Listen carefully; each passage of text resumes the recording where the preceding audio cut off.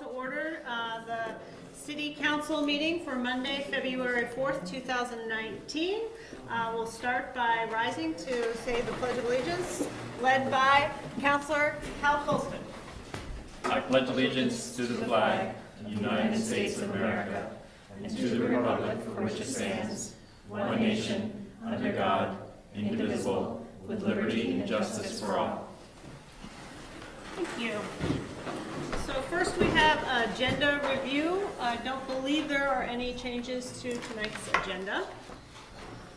So we will move to public comment. This is the opportunity for members of the public to address the council on any item that is not on tonight's agenda. Is there anyone here who would like to address the council? Okay, so we'll move to the consent agenda. We have 3 items on the consent agenda: the City Council minutes of January 28th, 2019, approval of the warrant ending February 1st, 2019, and payroll January 13th, 2019 to January 26th, 2019, and approval of the staff accountant job description. We'll have to split the consent agenda into 2 because Councilor Mack was not in this capacity for the January 28th meeting. So I'll take a motion to approve the City Council minutes of January 28th, 2019. So moved. Second. Motion by Eric, second by Hal. All those in favor? Aye. Motion approves. And then we'll take the the last 2 items on the consent agenda. I'll take a motion for those, for items B and C. So moved. Second. Motion by Eric, second by Hal. All those in favor? Aye. Motion carries. City update. Great, thank you. So a number of updates for you tonight. We do have our ballot for town meeting day finalized as of 4:30 this afternoon. So we have the bond items and budget items you approved at your last council meeting. And then the election ballot is as follows. We have a contested race for mayor with Eric Covey and Christine Lott running. We have 2 candidates for our 2-year vacancy seats on the city council, Amy Lafayette and James Duncan. So 2 candidates for 2 seats. We have a contested race for the 1-year council seat. Corey Mack and Mike Myers have both put in petitions.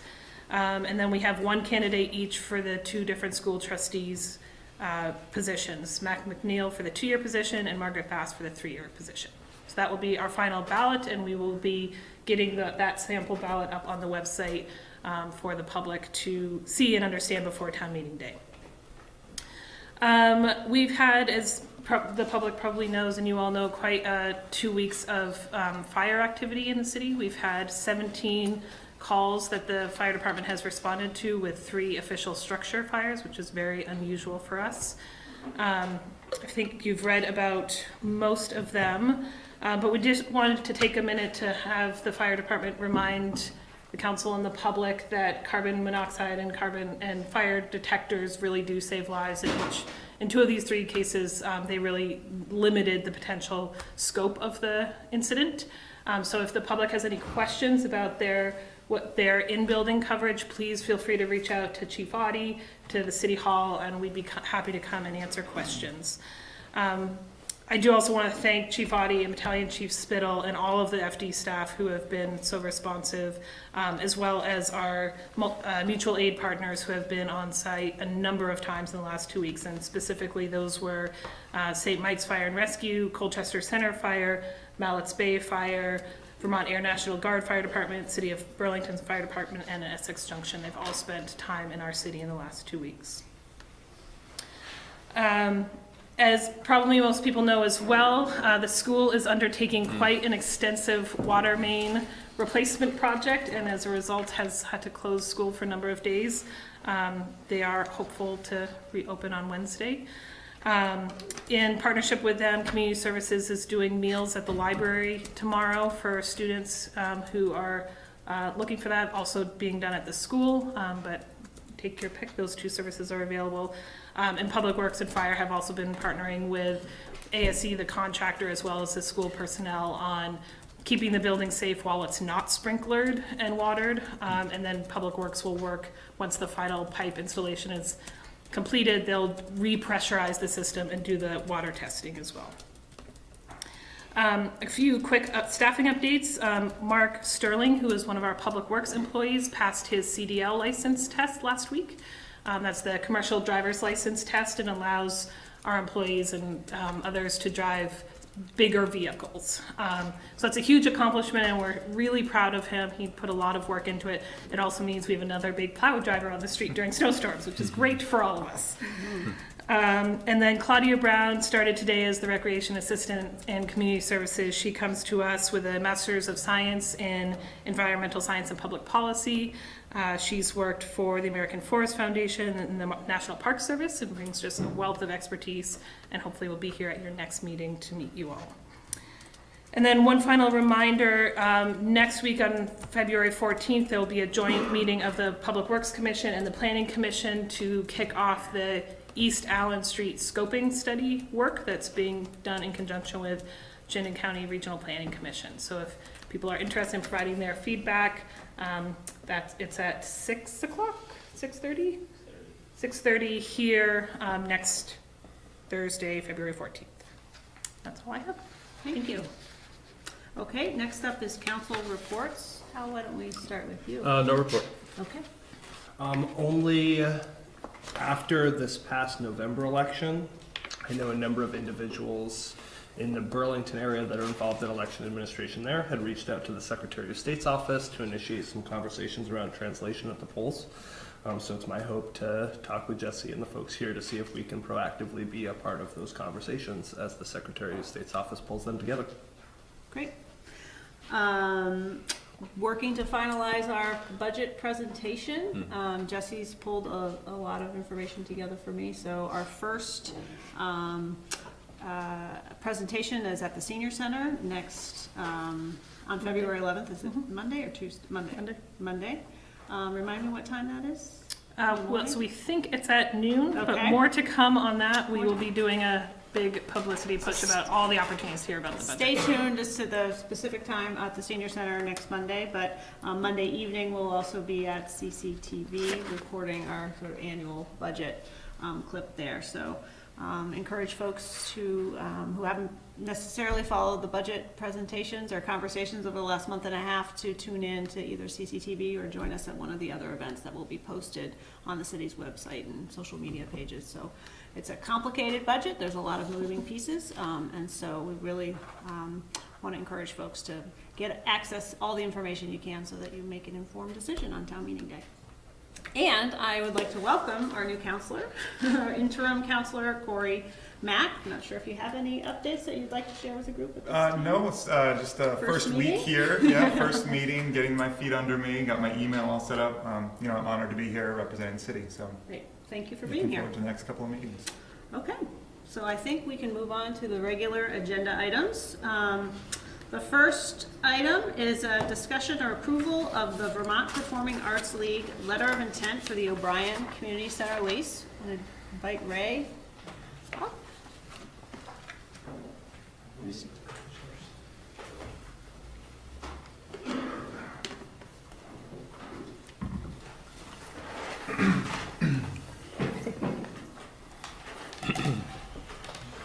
Good evening. Good to see you all again. Thank you. So excited to have April and Ben here from Vermont Performing Arts League. We have been working hard to get this letter of intent pulled together. Represents a lot of back and forth, a lot of work on both sides.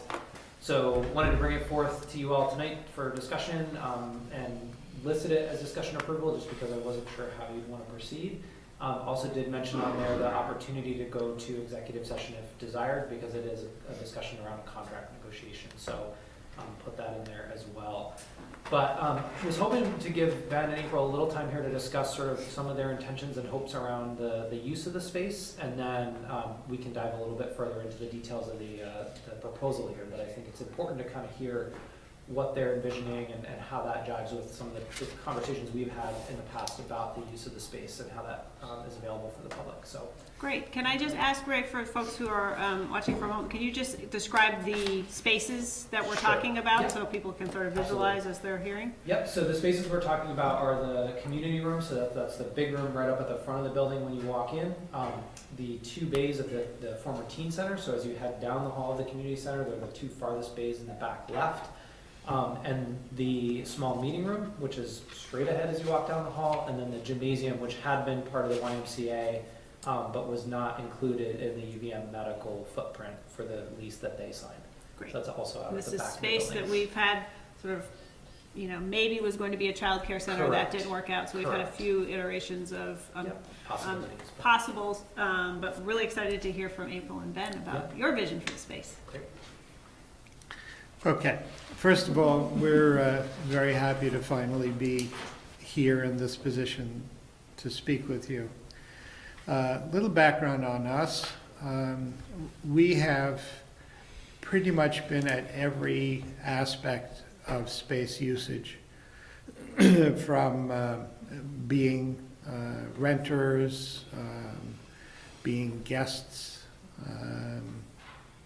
contractors, programmers, everything about public space around arts and entertainment and exercise, and worldwide, not just locally. So we've gotten to see many ways in which public and private people treat public space. Mm-hmm.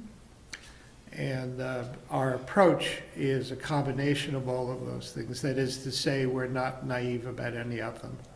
And we do consider all aspects when we make suggestions and decisions. We started out in our own neighborhood, in the old North End, wanting to have places for the people that we saw in the community that needed a place to celebrate, come together, exercise, whatever they wanted to do in a public space in a non-commercial way. Since most of the people in our neighborhood there have traditionally been low income or new residents either to our area or to the United States, with different cultures, different points of view, and so on, and different levels of income and expenditure hierarchies based on their situation. And we've tried to consider their needs, desires, as well as the community's needs and desires in developing our spaces. So we started off in a commercial building, and we've been there. Doing this kind of thing for 12 years. Yeah.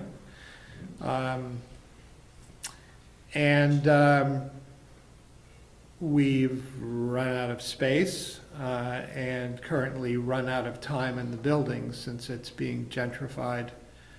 And we've taken it from our main space, which was a laundromat, and our secondary spaces, which were the Act One facilities in the back, and turned them into very comfortable, very useful, very flexible spaces that are pretty much full. Within the last couple of years, we've added space in the old North End Community Center, the former St. Joseph's School, with Champlain Housing Trust. And it's coming along. We've been there a couple of years. We have a large event hall and community kitchen that's used by people within the building as well as in the community.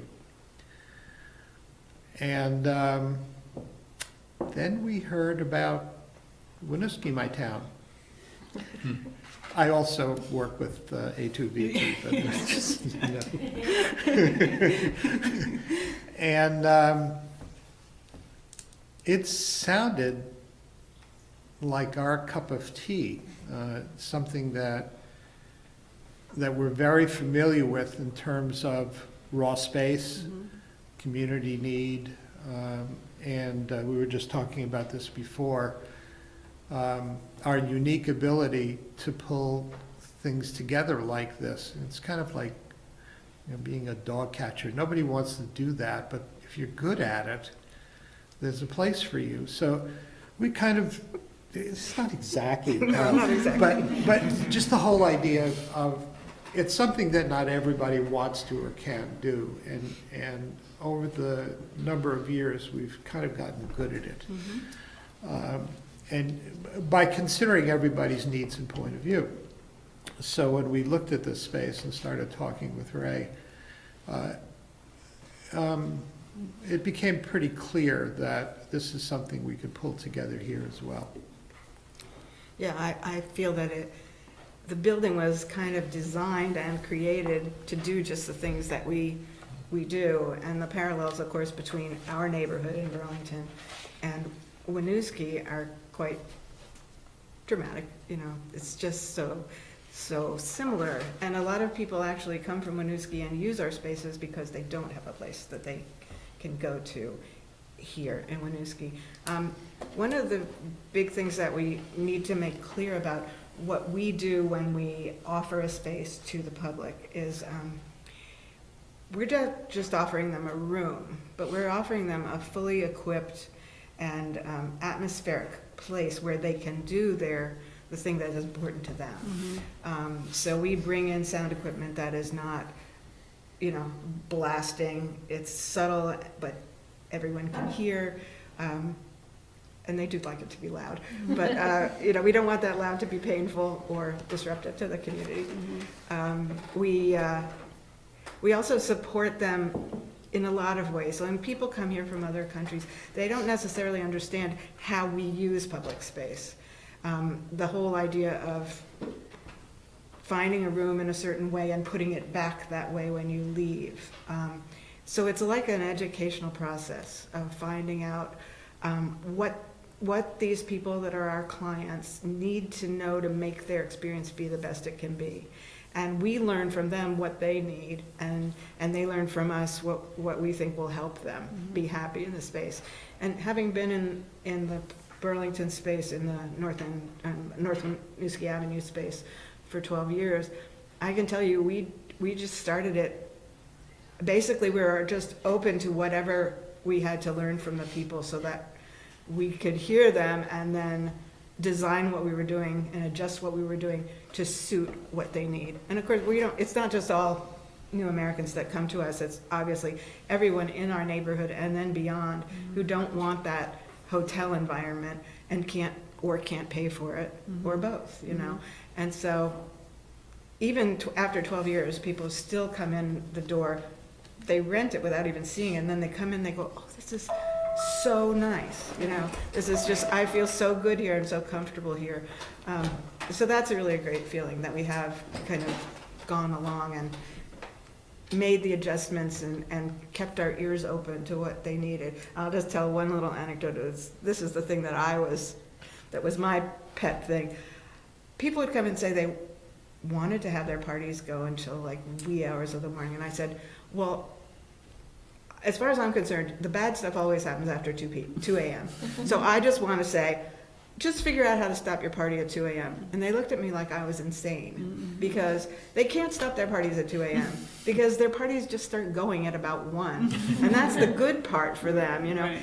And I just had to back off because, Ask her how many of these parties she's hosted.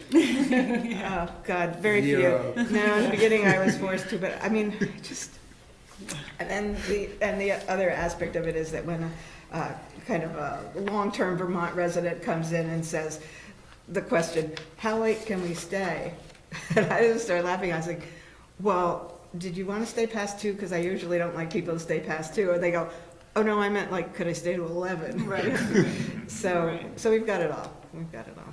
So I appreciated the information that you shared with us in our pack. There's a lot of gorgeous pictures of the types of events, and are prompting me to just ask a question. When you say use of the spaces, it looks like it ranges from everywhere from group fitness classes that may occur on a pretty regular basis to events for, a single night event or a single use event. So it's Yeah. really Yeah. Okay. intended to both provide access to a space for people who want it for a limited period of time, but also have the space really come alive in terms of there's activity happening there on a regular, ongoing basis. Do I have that? Combination of Right. the two. Yeah, and this is the thing that I've found, not only with these kind of spaces, but commercial spaces. Once you narrow down what you're willing to have and do in your space, you're really looking for failure. And to remain flexible and open to, as what April said, what people are interested in doing. And be able to, it's not a turnkey event in the sense that we don't hand them a key and say, go at it. We host everything. And because of the breadth of experience that we have, within the time that they're setting up for their event, and we do contracts with everybody and all of this, we can continually suggest ways to accomplish what they want to accomplish without damaging the neighborhood, the space, or themselves. Right. And that they can have a good time with this thing and make it happen within their budget and so on. Some of the things we do are bare room. They come in there and they put 4 tables in the middle and they have a meeting and they go away. Some people want to turn it into Las Vegas, and as long as they don't put tape on the walls, we're fine with that. But that's one of the things. We don't let them do anything to the space that's going to create any evidence of them being there beyond the time they're there.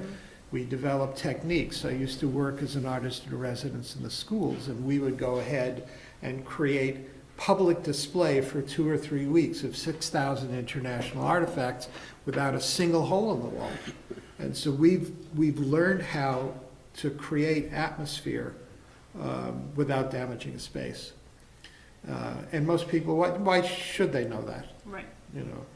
Right. And I think just to chime in, Nicole, I think one of the things that's really spoken to me throughout my conversations with Ben and April is just the parallels between what I think we've talked a lot here philosophically about wanting to do with the space, keeping it publicly accessible, making it a resource for the neighborhood and for residents, but that limitations of budget and staffing have really kept us from doing well. We have been largely a turnkey operation. If you want to use the space, folks are welcome to. We have a very affordable price point, but it is often just, here's a key, here's how you get in and out, please don't burn the building down. And I think, again, the way that I've heard and sort of observed Ben and April working with clients is much better than what we've been able to offer as a city staff, realistically.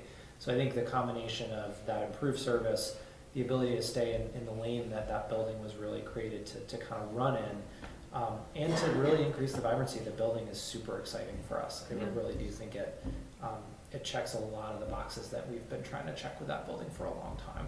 Well, you've certainly transformed the old North End studio building. I mean, Well- I've been going there for years. It is starting to. What have you been? I go to Pole the dancing? hot yoga Oh. studio, which started out downstairs Yes. in the room that now people Yeah. are suspended from the roof on.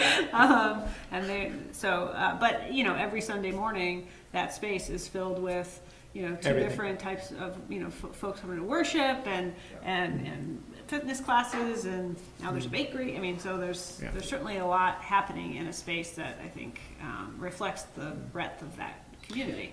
Now, that's actually another point. Ray's talking about the building itself. One of our goals is and has been to create a meeting place for the community, for the neighborhood. And because we've been there for a while, I think we've attracted a lot of interest of current residents and people outside the Old North End to that area, to the point where our building owner feels like he Yeah, you've been doesn't too need us successful. anymore. But yeah, so the idea of not only having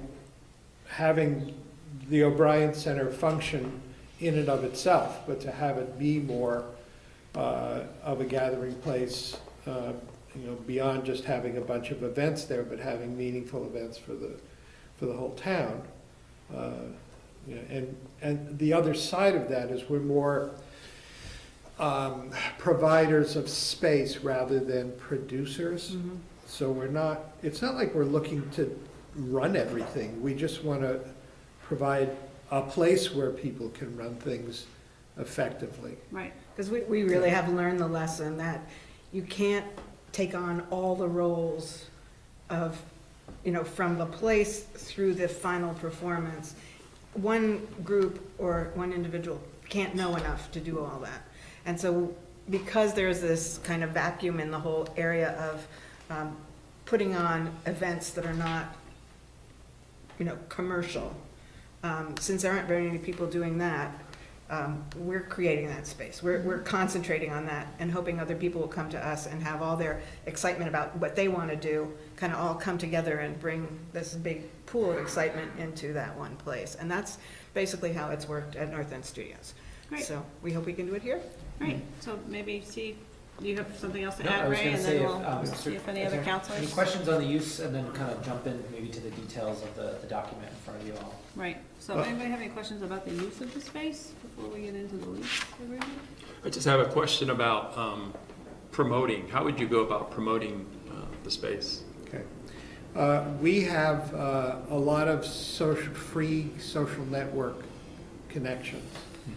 And our current activities are on our website and on an email list that goes out every week. So once a week it's promoted. We also have a calendar. Again, this is along the lines of if we can reach people without spending a lot of money, it means we can keep the cost of everything down. Yeah. We also have the Event Active. The one commercial service that we use is an online booking place. It's really very effective. I mean, that's the only thing we do, and we get tremendous amount of people choosing this area, and then this is, they could search for specific characteristics that they want, and we're just like several a day come in. So we will expand and have a complete, once we get some good pictures of the inside there, that's our intention, is to post as much on this suite of rooms as we do about the other two that we do. But we also, I was just thinking about this today, that we also need your help to get the word out to this community on a regular basis, and we're hoping that we can count on you to also spread the word about what starts to happen and how people can reach us to do that, to help them do what they want to do. So. Every event we do generally generates one or two additional events. So obviously the more you do, Right. the more it gets used. It was interesting to me, I came in to the community room at the O'Brien Center one time, and there was a birthday party, and this woman said, I had no idea this place was available. I've been doing this at home, it's been crazy. This is fantastic. And I said, how did you find out about it? She said, I don't know. Totally random way of finding out that this place has been here all this time. And she was thrilled. Any other questions? Go ahead. I was just going to say that we have several of our current tenants over in the building on North Winooski are very excited about actually just moving lock, stock, and barrel over here. And that, is very comforting to us, because that's a part of, we know exactly how much income we get from them every month, and that makes us feel more comfortable about this. 5,000 square feet is a lot of real estate. So we have some stability in the fact of what we're bringing over, and it's like 3 clients of ours will pay half the rent. And then it's just those hourly things and all that are gonna come together and make it so we have enough. And that, that takes a little while. The first year wasn't that great for either of the other two spaces. The first year is going to be the time when we have to just be spreading the word and pushing and pushing and pushing to get people in, and then it really settles down once you're 2-3 years into it. So that's what we see is going to happen. Great. I'm excited that you all are here at the table with us, because I think in a lot of the discussions we've had around tenancy in the building, a concern has been in getting new tenants in, the loss of that community room and an affordable community space for individuals and groups to gather is something that probably challenged myself and likely challenged others. And to have that still be an option with, like you're speaking to, your reputation, your work and outreach you'll be able to do to get individuals and groups more aware of that space and into that space, as well as providing other different programmatic opportunities or space for programmatic opportunities for the community to come together, I think is really fantastic and fits the character and intent of the building in a lot of ways. I mean, we're quite conscious of the fact that it's going to be more expensive than it is now. And that's always, some people are gonna really not be happy about that. But what we have to do is to get them to understand what's different about it now. You know, what's different about that experience. And all they have to do is do one thing there, and they will see a distinct difference between this package that we're offering them versus what. I mean, I had 2 young Somali women come over to the event hall over in the Old North End Community Center, and they were really sharp about the whole thing. She was planning her wedding, and she's going to do it in the summer. She started calculating the numbers I was throwing out to her, and then she said to her friend, if we do this it was the Sheraton at the time, if we do this at the Sheraton, it's going to cost $4,000. If I do it here, I can do it probably for like $1,200. It's better, you know? It's like, yeah, it's You got a better. lot more character too. Yeah. That's a beautiful Yeah. space. Yeah, I mean, we actually, because they have such a set idea about what they want their wedding to look like, that we have to try to make ourselves a little Sheridan-like. But it goes away as soon as the party's over, so.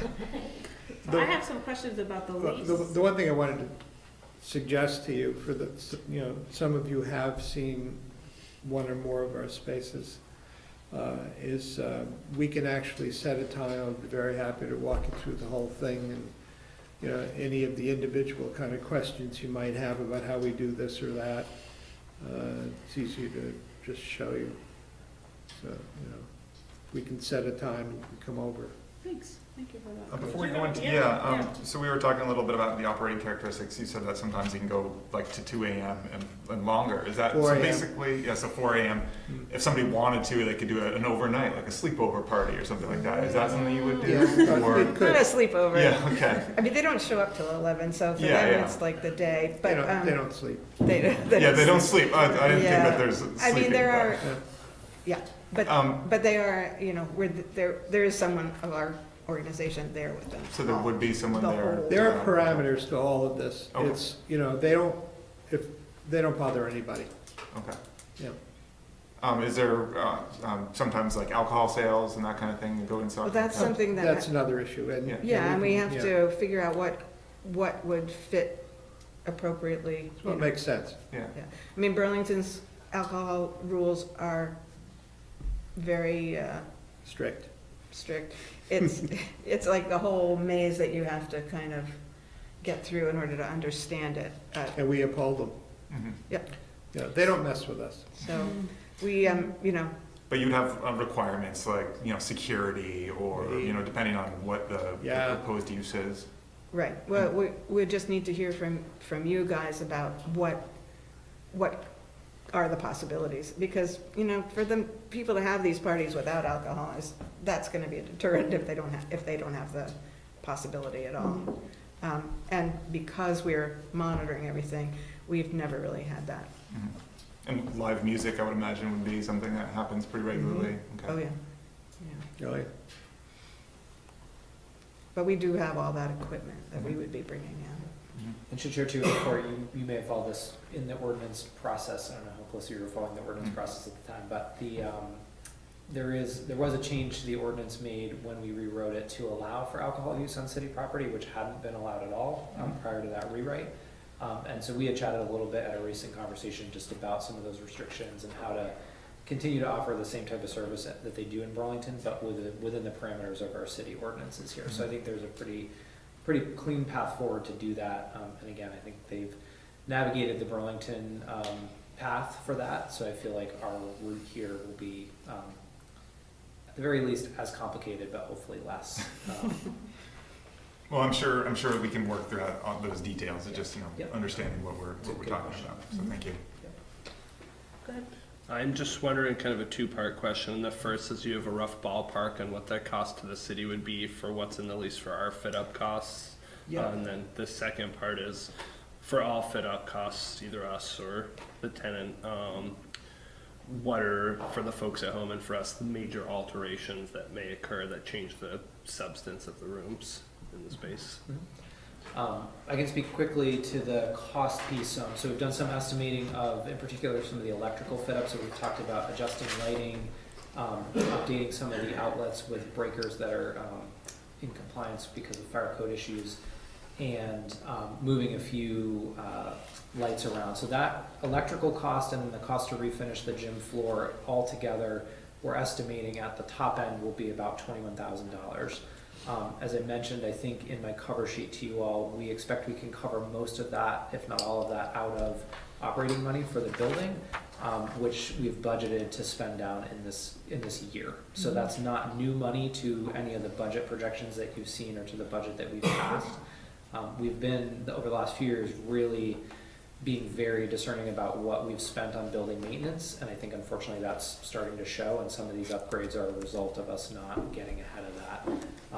I am still working with Efficiency Vermont to get some numbers back on rebates for some of those lights, which wasn't included in the quote that we got from the electrician, so I expect that number will actually be less by a fair bit, and that $21,000 number doesn't also include any savings we would see from those electrical improvements. So changing out a CFL light with an LED light comes with improvements to the way the unit performs.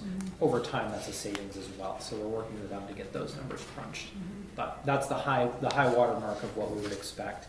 I should mention too, one piece that is included in there that we're going to actually suggest scratching out for the moment is I think it's the last bullet point on that list, related to the roof truss piece for some of those aerial elements.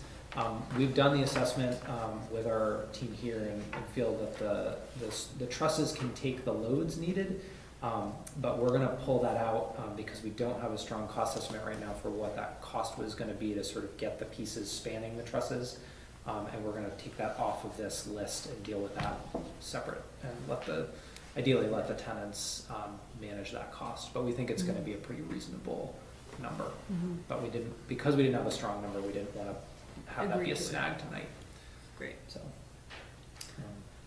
And I had a question of just about that was one of my questions, but another question was the price per square foot is the same price that we've been assuming and is all part of the modeling for this. correct.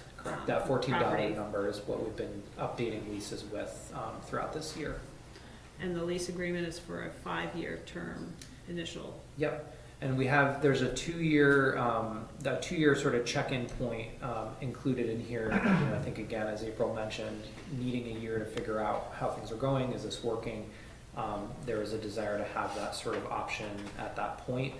We have asked for a 6-month notice if that 2-year sort of bailout is going to be exercised, and that actually times us decently with a budget timeframe to be able to adjust if that does occur. I think all of us sitting up here are hopeful that won't be the case and that we're going to have a glowing success out of the gate and be, at year 1 super excited and on to year 2. But wanted to just note that as well, that we try to time it such that we have time during the budget season to adjust if we need to. And just the 2-year option to terminate provision, that applies only to this first term. Correct. Subsequent terms will be negotiated, I would imagine. Correct. Okay, so it's not an in perpetuity. Yeah. Yeah, it's just really that first 2 years to make Yeah. sure that this is a good fit for everybody. So the only, question I would have is if we've invested $21,000 into the space, sort of what's the exchange there, in the event that the lease is terminated? That The only thing I want to exercised. speak to that, we haven't asked intentionally for anything that isn't general. There's very little specific to our use. It's just our experience with buildings and inspections, and we're very much attuned to that side of operating, the owner side of operating, that every time you get inspected, electrical inspection, fire inspection, any of those things, it's meeting regional or national standards. And the things that came to our site when we looked around at different things, it was like, no matter what you do, these things need to be addressed.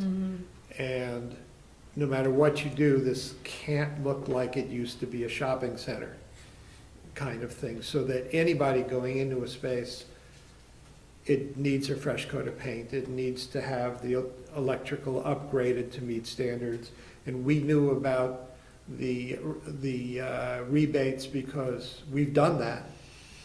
And we know about shunt trip breakers because that's a national standard. I mean, all of these things, doesn't matter who goes in, these are things that they're general for the building. We're not, building a swimming pool in the middle or, anything like that. And I would echo that. I mean, I think the biggest investment there is the electrical work, and in walking through the building, myself with the electrician last week to do the quote, there was a lot of like, this is old.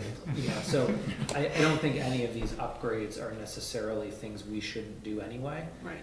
And again, because we're doing it out of a building maintenance operating line that's designed for maintaining the building, I feel like either way, it's a good investment for us. So we haven't talked about sort of a payback if that 2-year term is or bailout is executed, but certainly if that's something that you all want us to look at, we can. But again, I think these are general enough upgrades that I feel pretty comfortable that they're going to be really useful for the next tenant if that's where we find ourselves.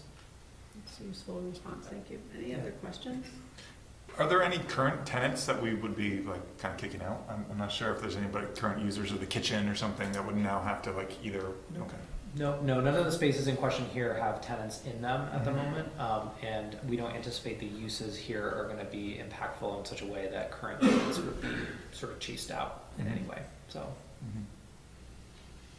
And what's like the most number of people that you would imagine at like one event? Or you're At trying one not to event? imagine. Yeah, like your peak. What's your peak like occupancy or something like that? 300. Yeah, so probably you'd have to work with a fire marshal or something. to yeah, figure out. I'd say whatever our occupancy load is in the building. Yeah, whatever it what is. it would be. Yeah. Yeah, and I don't know offhand what the gym is. Our room up front, I believe, is around 150. It's a similarly sized space to the gym, so yeah, I'd say 200 probably, if I'm guessing. But The gym we'll is do that. bigger. It is bigger, yes. Yeah. And it But has we'll do more all that exits, work with the yeah. fire marshal and get those Yeah. numbers updated and again, comply with those. I mean, right now, our biggest capacity is the event hall, and that is 240. And It's that's, enough. yeah, that's really, some people think they're gonna get 300 or 400 people at their event, but they're almost always wrong. So I would like to thank Ray, who has been working on filling the space in the O'Brien Center for too long. A long time coming. Yeah. And I think, there was a time maybe 6 months ago that we were all just sort of like, just fill it, just do whatever. And for you to come back to us with a tenant that I think really has the ability to realize the vision for that building is really remarkable and much appreciated. So thank you for hanging in there. Yeah. And thank you for recognizing that Winooski is our town. It's a great place. We would like to thank Jacob Beaugrave, who, with a lot of the things that we've done, have come through his wisdom of pulling people together He got us involved in the St. Joseph's project and suggested this project to us as well. Yes, he introduced me to Yeah. Jesse at a fundraiser appreciation event, and it just took off from there, so. Great. So thanks to Jesse as well. And we This never, is all the three of them working this out. and we never say no, so. So it is on the agenda tonight as a discussion or approval item. I didn't hear any concerns raised necessarily that would cause us to say, come back in 2 weeks with a different proposal. So if folks feel comfortable moving forward, we could approve this evening. The motion would be to authorize the mayor or the city manager to execute the lease based on the letter of intent for the Vermont Performing Arts League. So I will leave it to you. I suppose we should pause and take comment from the public. See if there's anyone here that would like to address before we take any action.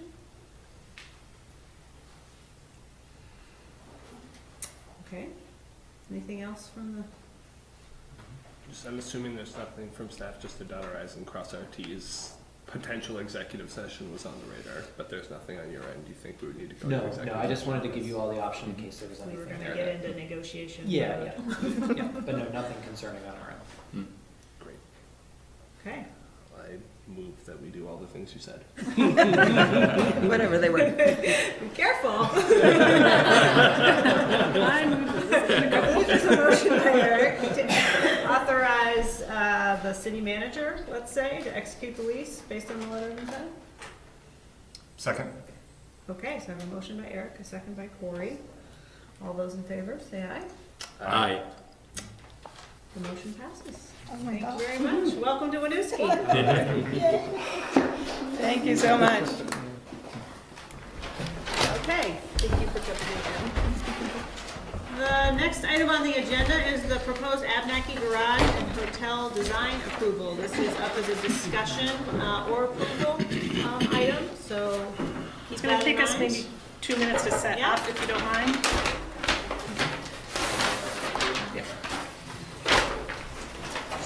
Can we take a quick 2-minute recess? Yeah, we'll do a 2-minute recess. Yep, we will. Oh, great, thank you.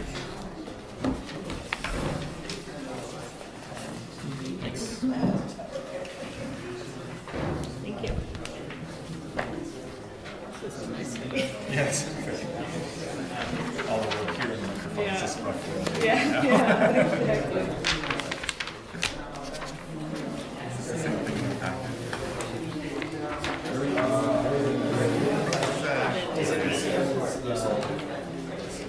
Green.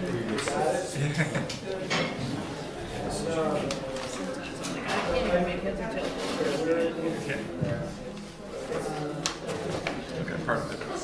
It's like the. I am, yeah. Yeah, I came in at the right time. I was appointed just to display. That's clever. You have a consultant on. That's right.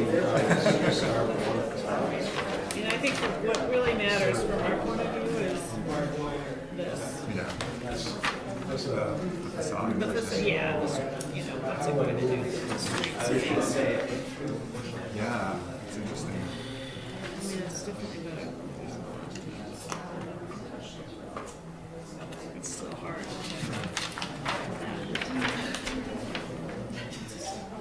It's a harsh.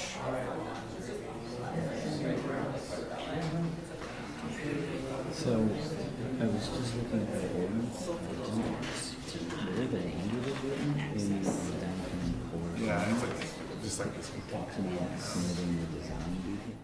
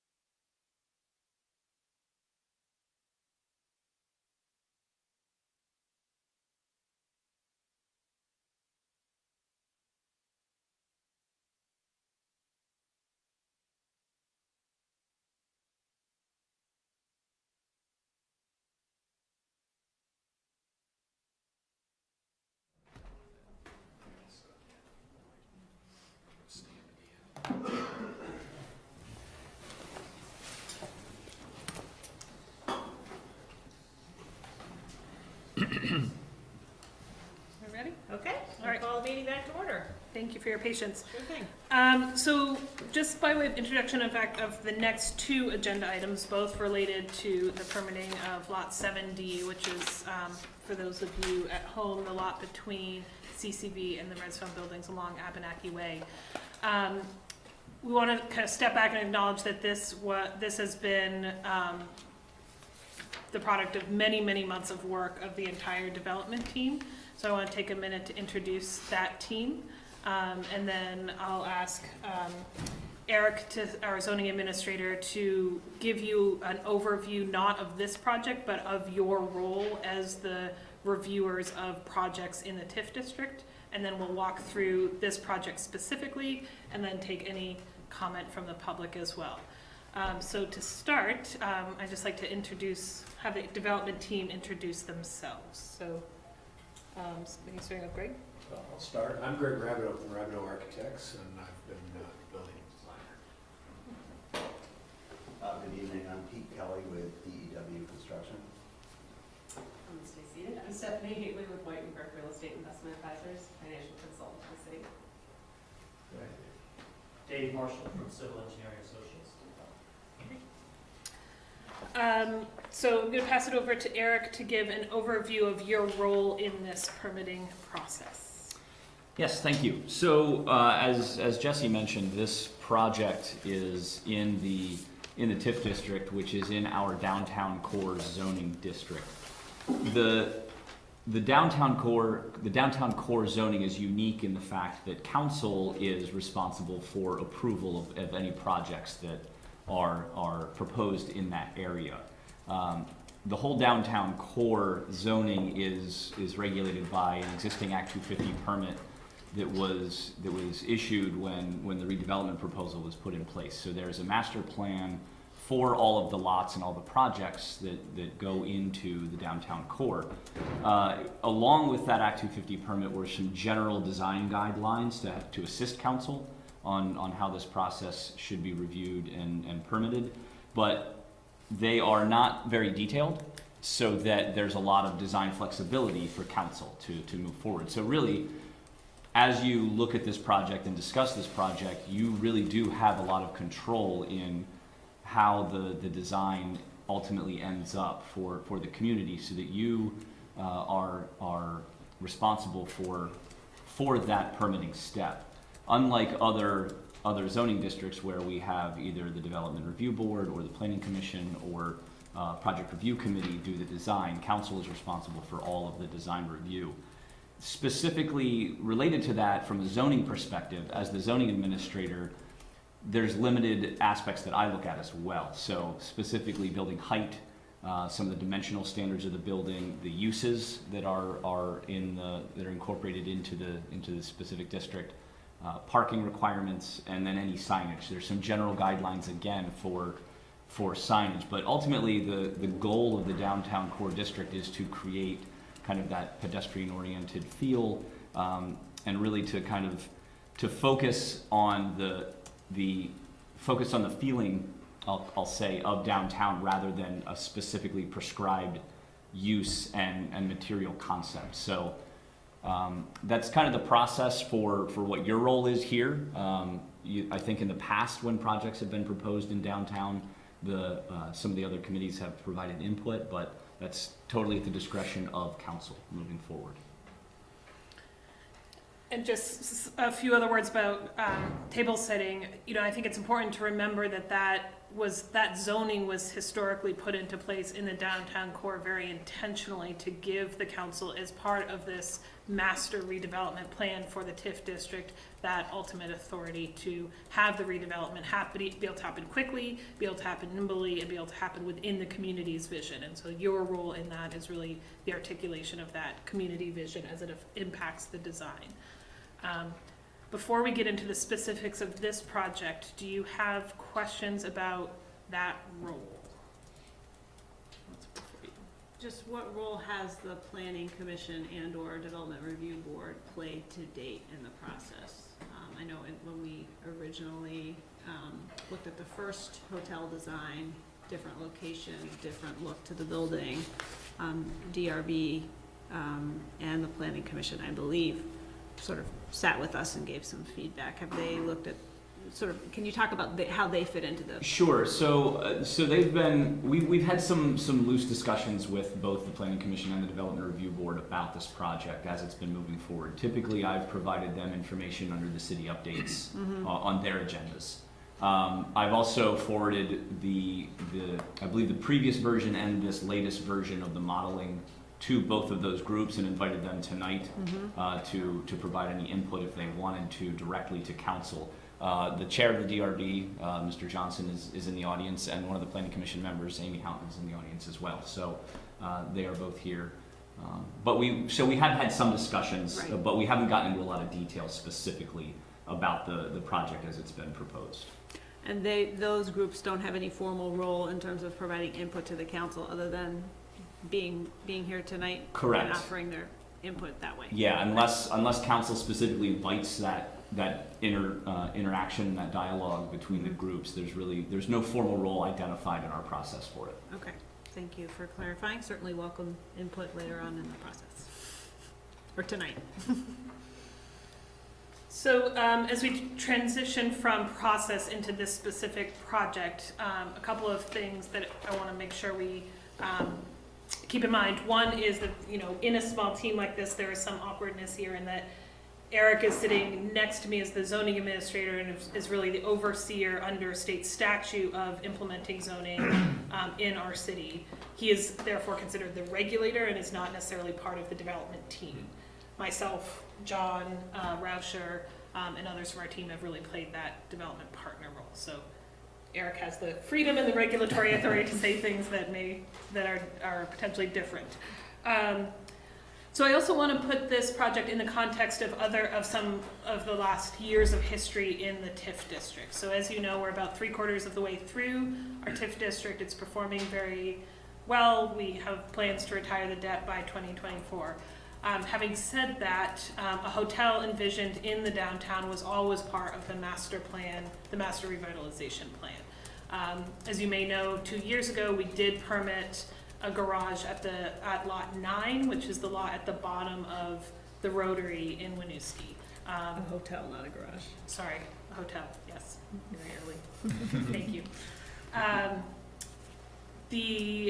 As a result of that permit, we were sued by the Downtown Association for a lot line adjustment we had considered, and thus kicked off a series of conversations and negotiations with all the property owners, including the hotel developer in the downtown, to come to this solution. So we believe that the utilization of this last big undeveloped parcel in our TIF district that the city currently owns is part of that grander solution, and ultimately is a much stronger location for the hotel than there at the bottom of the Rotary, right in kind of the public's use of our riverfront. So I want to give that very brief context, and I will pass it over to Greg to talk about the details. Thank you. Well, once again, I'm Greg Rabideau from Rabideau Architects, and to help you understand, which is the reason One of the small buttons. Oh, wait. All right. Well, I see. There we go. So, sorry. I'm going to take you through this in a logical way, but I just need to figure this out. There we go. So lot 7 encompasses all of this land here. Yes. Greg, could you step over there for the camera? Sure. Thank you. Sure. So, again, lot 7 encompasses all of this. Here's CCV, there's River House. And what we're presenting are 2 really separate projects that are going to be executed on this lot. A hotel, which would be a 1 level of lobby function at the street level and 5 stories of guest rooms above there. There's also as you go around to Winooski Falls Way and also Gasman Park, there'll be a bit of exposed basement on the back side of that. The other part of it is a 5-level, just shy of 300 space parking garage, which will belong to the city of Winooski eventually, or how this gets unfolded. So the process we're asking the city to consider is to take this lot and subdivide it into 2 parcels, 1 parcel for the city's garage and 1 parcel for the hotel. As we look at the garage portion of that, this rendering is a little schematic, but what you see is a precast concrete frame, and we're proposing a series of laser-cut steel panels on the outside that have a kind of bold organic texture to them, as a sort of overlay of texture and art on the outside of the garage to help sort of maintain the open ventilation that we need for it to function as a garage, but also to give it a sense of some presence on the street. Here's the view from, you can see here, Winooski Falls Way as it extends off into Casavan Park. The angle that the building is placed at is a result of maintaining access to the park by an existing road. So we've kicked the building off at this angle to preserve and protect this access that goes down Winooski Falls Way and curves off that way. There are also some environmentally and culturally sensitive areas down here, so relocating that road was not feasible. Again, I mentioned this is a 5-level parking garage. It's actually, it works as a sort of split level. So this bay is 5 feet higher than this bay. You can see here at the end where there are speed ramps. So you could enter, most of the public will enter and exit the garage here, and you wind your way up via these speed ramps. There are also a layer and a half of parking going below grade here, so you could also go down once you go inside the garage. That does a couple of things. It keeps the overall height of the garage down, which we want to emphasize the more occupied spaces, the college, the apartments, the hotel. But it also takes advantage of the fact that if you've been to the site recently, you recognize that it's kind of a big hole in the ground. So we're starting from down at the bottom of that hole and building that garage up. This slide starts to give you a little sense of what how we want to enhance the connection to the street. It's a little dark, but you can see the lobby storefront wrapping around the corner here. We've got a cascaded series of planter walls and stairs that separate pedestrian access to the property from the roadway access. Hotel guests would come in this driveway, get dropped off. There's a separate entrance for them into the garage farther down, and everybody exits from the garage through the same main exit here. I'm going to go back to the render image here just for a minute. I think it's probably easier. I think we mentioned one of the critical things that needs to be considered is building height. There's a 70-foot nominal height district in the district that's measured from the highest point on the lot. We have checked that for both the overall lot, which the high point would be up here about 192, but also the subdivided lot where finished grade is right around 182 down here. So if we add 70 feet to either one of those numbers, that this building will fall under the allowable envelope, with 5 stories of guest rooms and basically 6 stories exposed at the high point. We have an average of 9-foot floor for guest room floors and 12 feet at the lobby level, so we'll be well below 70 feet. And you can see it in the renderings as it sort of shows you how this compares to the Redstone property right across from Winooski Falls Way. The parking garage, it's not even close because there'll only be 3 stories exposed on the high end. Your parking on the 4th level is just open to the sky, but and some of the levels are below grade. So really measured up at this point, you're going to be measuring 3 stories, 10 stories, 10 feet a story, or 30 feet versus 70 feet allowable. So the parking garage is fairly compact as it relates to the height of it. There are a great many utilities going down through Winooski Falls Way. We've tried our best to avoid all of them. There is one chunk of utility that goes underneath the hotel that we may need to relocate, but we're not committed to that course of action until we explore all opportunities there. Because it's down on the ground like 22 feet, well below the building, and there's really just no other way to sort of position this building to get it into place right. And you can see here from this view in particular that we've developed this sort of paved courtyard between the building and the garage. This is all sort of one surface. And then there's, maybe difficult for you to see, it might be easier in your packages. There's a sort of arcing curved line that has the light poles and bollards on it to separate this terraced plaza for vehicle traffic versus pedestrian traffic. It's all sort of one surface and articulated in a way that all comes down to the end here where there's an overlook looking into Casanova Park. There will likely be some kind of pedestrian connection between CCV's property and the garage. We're still sort of working that out with them, but I know CCV is one of the people who take advantage of the public parking here. As for the hotel, and the parking rate is at a rate of 1 per room. We got 1 per guest room, and I think that accounts for vacancy and includes staff, which would be, maximum staff would probably be 10 people. There's 1 housekeeper per floor. They come and go during the day, but you'd have a manager, assistant manager, and some front desk people, and so probably 10 people as employees at any given time, the maximum. I've been asked to try to get as many rooms in here as possible. The number's gotten as high as 108. I think when we originally came in, it was like 95.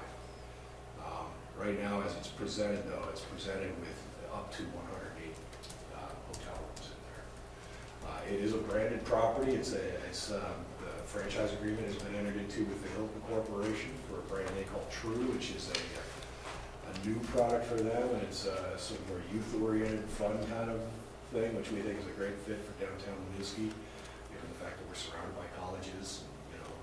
Winooski's a fun town. But the lobby is very active in this area, and it includes seating areas for eating. There's also seating areas for active play. There's like a pool table, foosball tables, that sort of thing. There's like a little convenience. You can grab some beers or some snacks or whatever from a convenience, like it's almost like a walk-in closet or something, but hotel guests and people from the public can pop in there and grab a sandwich or do something and sit in this environment and enjoy that. And there'd be a fitness center as well at the lower level looking out towards the park. This is just the horizontal layout of the garage. As you can see, we get roughly 50 spaces a layer going all the way down into the ground. And here you can see what happens. Abenaki Way is out on this side of the building, and then it falls away to Casanova Park on the backside. So the backside is fairly tall. On the front side, I think the rendering showed it better, but the main stair, there's 2 emergency egress stairs. We're going to make a big deal out of one of them here facing the street with this glass curtain wall of stairs going back and forth. That portion of the building has also got some brick on it and a special detail at the top to give it a more visual interest.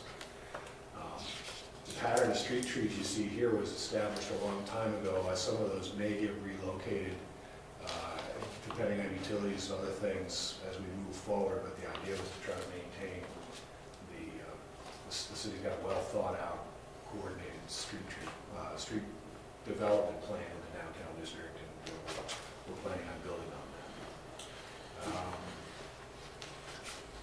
So I don't know if Dave, if you have anything you would like to get out in the public sphere, I think I'd like to just open it up for questions unless. I don't want to take a lot of time. One thing that's nice about this particular lot is that it was designed to basically take advantage of the infrastructure that was all put into place along Abenaki Way and Winooski Falls Way. This particular portion of the city also has an extra stormwater permit that was designed specifically for nearly 100% impervious area for both the parking garage and the hotel. It was originally permitted as a surface parking lot, but nonetheless, those particular tools are already in place. So right now, the footprints basically respect the wetlands and the wetland buffers that are part of Casanova Park, as well as some potentially sensitive archaeological areas that at this point in time have not been fully investigated, but as long as we stay away from them, we're basically clear as far as the Division of Historic Preservation is concerned. So again, it's what we call an infill project in regards to all the master plan components of the downtown area, and again, because of the amount of infrastructure investment that was made within the public rights-of-way, we're in a very good position to basically allow this project to fit right in the open area there. Thank you. Any questions at this point? Have there been any initial reactions from the Downtown Association? Do you want to speak to that? Sure. So we met with the Downtown Association, which, just for the public's information again, is the group, the major property owners in the downtown area. We met with them January 7th, I believe, and showed them the schematic drawings that you previously saw as part of the budget presentation, and some of the highlight components that Greg just walked you through. There was universal support, some questions and clarification, but overall universal support for this improved location of the hotel specifically, as well as a lot of support obviously for new parking infrastructure in the downtown that will not only free up public parking spaces in the Cassavant garage, our existing garage, but also allow them to feel more comfortable fully leasing up their spaces. We asked them very directly if there were any litigation concerns they would have if this went forward through permitting, given that they were the ones who litigated against us the last time around, and they indicated that they had no concerns and were very in support. Thanks.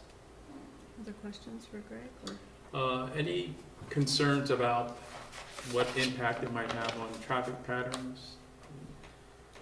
Well, I'm sure you're aware that I lost my place there. The whole of the downtown TIF district was developed as a master plan community, and in developing those master permits at the Act 250 level, etc., volumes of traffic were anticipated. We will need to do fresh findings because it's been 10 years since it's been greater than 10 years since the last master plan. But at the time, At the time the traffic was master planned, there was plenty of traffic allocated for each of the lots, and this falls within those allocations. We're going to go out and do additional traffic studies as part of our Act 250 process to reinforce what we think is going on. I will say that relocation of the hotel from here to here probably gives us more flexibility in terms of distributing that traffic out, and it really solves a plethora of sort of alignment problems that we were having down here, concerns that were raised by the neighbors as well. But generally speaking, I think a certain amount of traffic has been anticipated for this lot, and we're consistent with what was anticipated originally. Okay.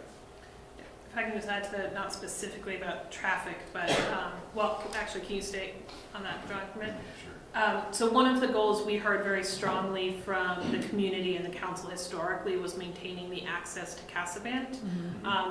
This is the last kind of the best public access we have back to Cassavant. And if we decide in the future to develop that or make it into a more publicly used space through a park plan, we need a way to get public safety vehicles back there in a much more appropriate way than we currently can. So the development team has been very supportive, again, that building angling to make sure we maintain that public way and that can become a true road for public safety vehicles if we were to have concerts in the field or baseball tournaments or something like that. Again, not necessarily relevant to this Act 250 permit and the traffic implications, but in terms of meeting the community's value of getting people moving through that area, this alignment does allow for that. Other questions or comments, recognizing our role in this process is really of the design and the experience that our residents would have with this total redevelopment of this parcel? Well, I should just first state, I'm a consulting traffic engineer, and I've actually worked with this team on another project very similar in Montpelier. I don't see any conflict of interest with that. I'm not at all involved with this, but I just want to put that out there. I was kind of curious, this entrance right there in the hotel, is that like just one way in? There's no way to turn around and come back out? Or you'd have to go through the garage and come You back? have to go through the garage. I think just what we'd like to do is minimize the throat of this entrance for a couple of reasons, but primarily because of the cross slopes on Abenaki Way. Mhm. So to the extent that we can sort of limit our exposure to this, mitigate those grades a bit better. But also in terms of just the flow, we really want people to come in, they'll park here, check in, and then go right into the garage. Mhm. So, yeah, that would be one-way entry only. This would be two-way in and out. Has that been like discussed with public safety and? Not in detail. Okay. I'll take advantage of this slide being up just to mention, because architect, I forgot to talk about the building. We're showing 4 principal building materials on the outside. A cementitious panel by the name of Nichiha, I have pieces of these. A cement composite siding in a couple of different colors. So you see the Nichiha, the stone panels here. A couple of different kinds of siding with different exposures on them, and then some cut stone at the grade level entry area here, right around the lobby. So we've tried to develop a building where we've broken up in terms of different masses. You can see there's several different blocks here, different material applications and different colors, as well as some modulation of building heights to help break this thing down and not have it be one sort of singular statement.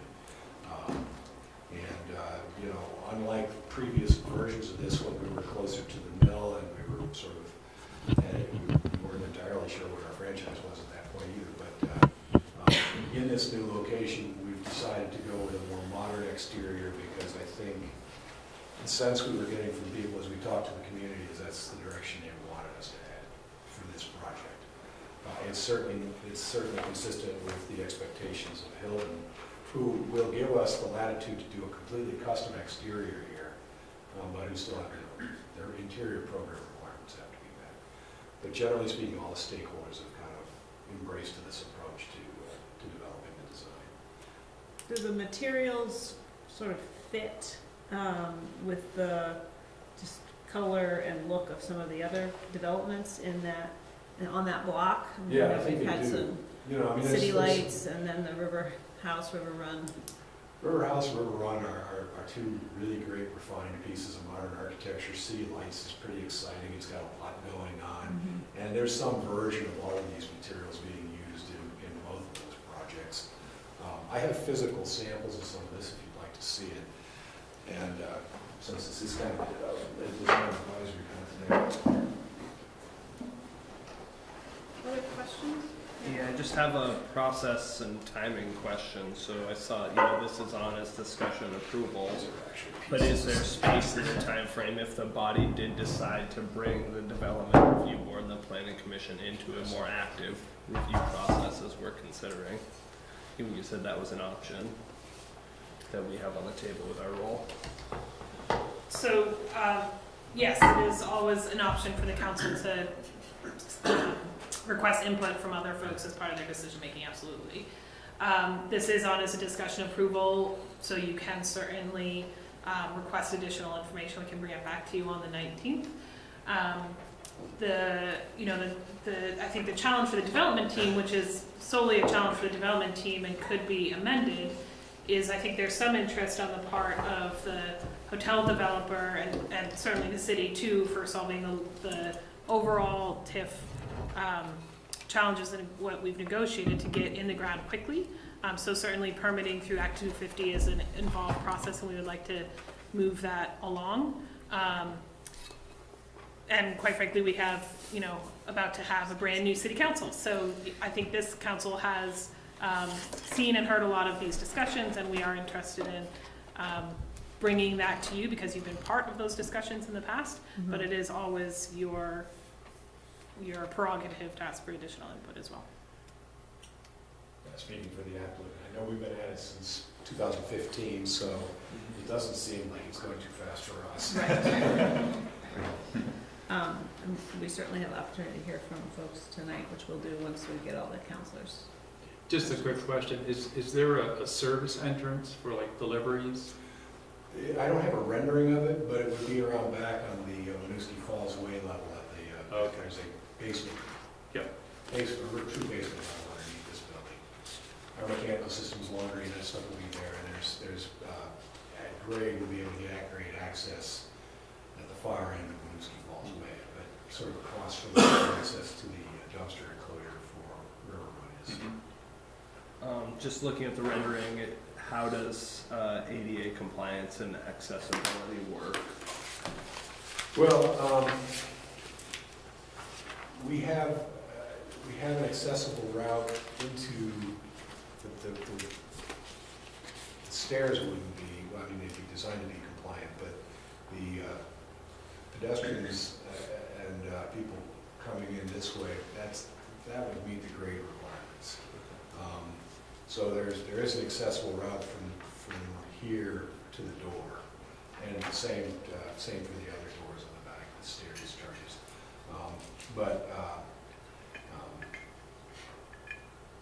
I'd have to give you grading, I guess, to show prove that. No, just in the previous rendering, it looked like there was only the stairs and then someone in a wheelchair would have to go down the traffic ramp. Right, I see what you mean. I think we need to shorten this and extend that walk around the end of it. At that point, we'll be fine. I kind of tossed off what I wanted to have happen here real quick, and that's what I got, but we can correct that. Similarly, on accessibility, in the garage, how many accessible spaces do you have? I mean, I didn't really notice any ramps or aisles or anything in there, or is that just not laid out yet? Well, the levels themselves are flat, or essentially flat. So all the vertical transition happens at the speed ramps. For 300 spaces, I think it's a sliding scale. We would probably need something on that order of 8 or 9. I'm just doing this off the top of my Yeah. head. How's that been accounted for? Because usually you lose a space with an aisle, so when you say that there's, 300 spaces or something in here, does that include lost space due to like aisles? I kind of noticed near the elevator shaft that there was like a 5 foot, it looked like narrower than a parking space. I see what you mean. Hold on. But then I don't really understand how they get from that elevator elevation down to the exit, To because that's like in the immediate front. levels. Yeah. Just trying to get to the architectural, I'm sorry. I know they're in there somewhere.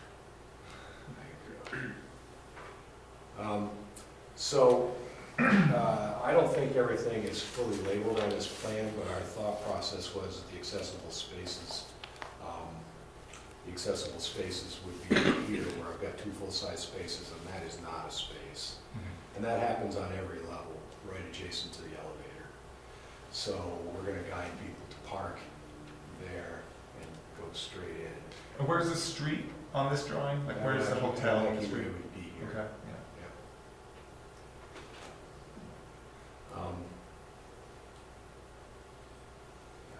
I don't know that I have much more to say on that.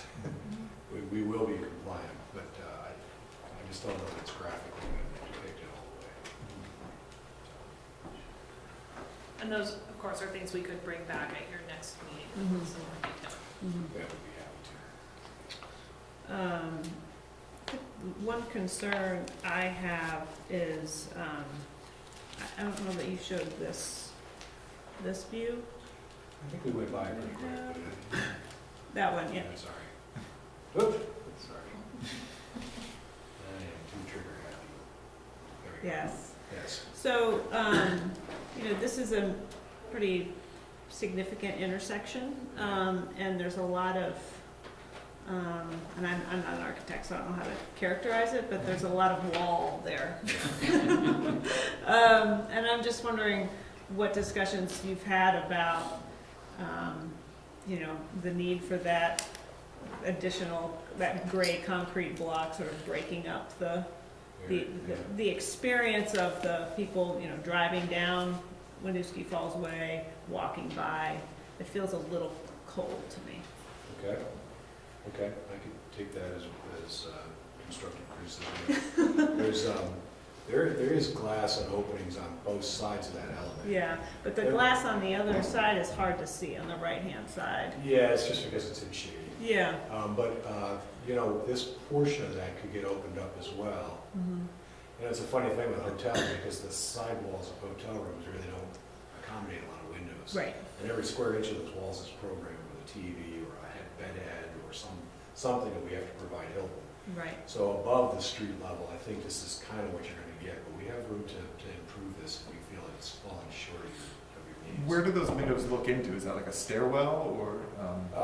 Well, no, in this case, this is all part of the lobby, so. No, I meant that like a vertical. These here would be at the end of each corridor, right before you go Like a down the hallway. stairwell, which is here. Yeah, and like I said, I would not consider myself to be a design expert in any way, but if the remainder of the building is going to be pretty much solid wall, I'd like to see as much of the space something open more as happening possible on the ground level. Okay, I'm happy to undertake that. It is kind of a challenge in that, you know, we lose about a half a story from one end of Winooski Falls way to here. Right. But that doesn't mean we can't visually make those connections. So on a similar vein, I had a similar thought too on this, but I liked what they did on St. Paul Street in Burlington in front of one of the newer hotels there. They have some like public art that kind of makes a noise, like a whistling noise as you walk by it too. And I think that, you know, it might be an interesting opportunity here to kind of like lighten up that corner with maybe some like colorful public art or some sort of, I don't know what it is, but it's like there's weird like glass looking stems that kind of stick up out of the ground. I think they're kind of interesting. Well, we love public art Mhm. and would happily make space for it here. I think the building should carry its own weight in terms of addressing Nicole's concerns, but, you know, I think both of those things could happen. What we're doing in Montpelier, where we have a similar publicly financed project, is the Montpelier City Arts, the City Arts Group is handling the procurement of the art department. We've sort of provided a place for it, and then there's a public engagement process that results in the actual introduction of the art. And we would totally support that and work with you to make that happen. It is kind of interesting that we've ended up where we are, because I think the relationship between the hotel and the park can be a very positive one for both the hotel and the city. I think it's a great park. You know, it's cool down there. I love going down there. And I think having a hotel there will make it sort of more part of the city and less of a place where people go hang out to do bad things. You know? So I think this is all good. Okay, any other questions for Greg right now? I have a lot of questions, but I don't know if we have enough time for my questions. I think we could probably take a couple more Trash and questions. recycling, you said, was in like a garage area in the building? I'm sorry, say again? Trash and recycling was in a Well, garage area? we'll have this is Winooski Falls Way. Unfortunately, I can't take you around the corner. I don't have that image. But that lower basement level is where all the utility rooms will be, the laundry and stuff. And it'll be inside the building? It'll be inside the building. We don't anticipate a lot of food waste here, you know, other than the sort of normal sundry pizza boxes and There's stuff. no restaurant on site. Well, there's that convenience food aspect, and they will provide a breakfast, but most of that stuff is pre-portioned. You know, it's not like you're getting cases of eggs and bacon. You know, so. And there's no hotel bar or anything like that? Well, not in a true, although as I mentioned, we're hoping that we can get the license to you know, sell beers loose in the lobby. Okay, yeah, great.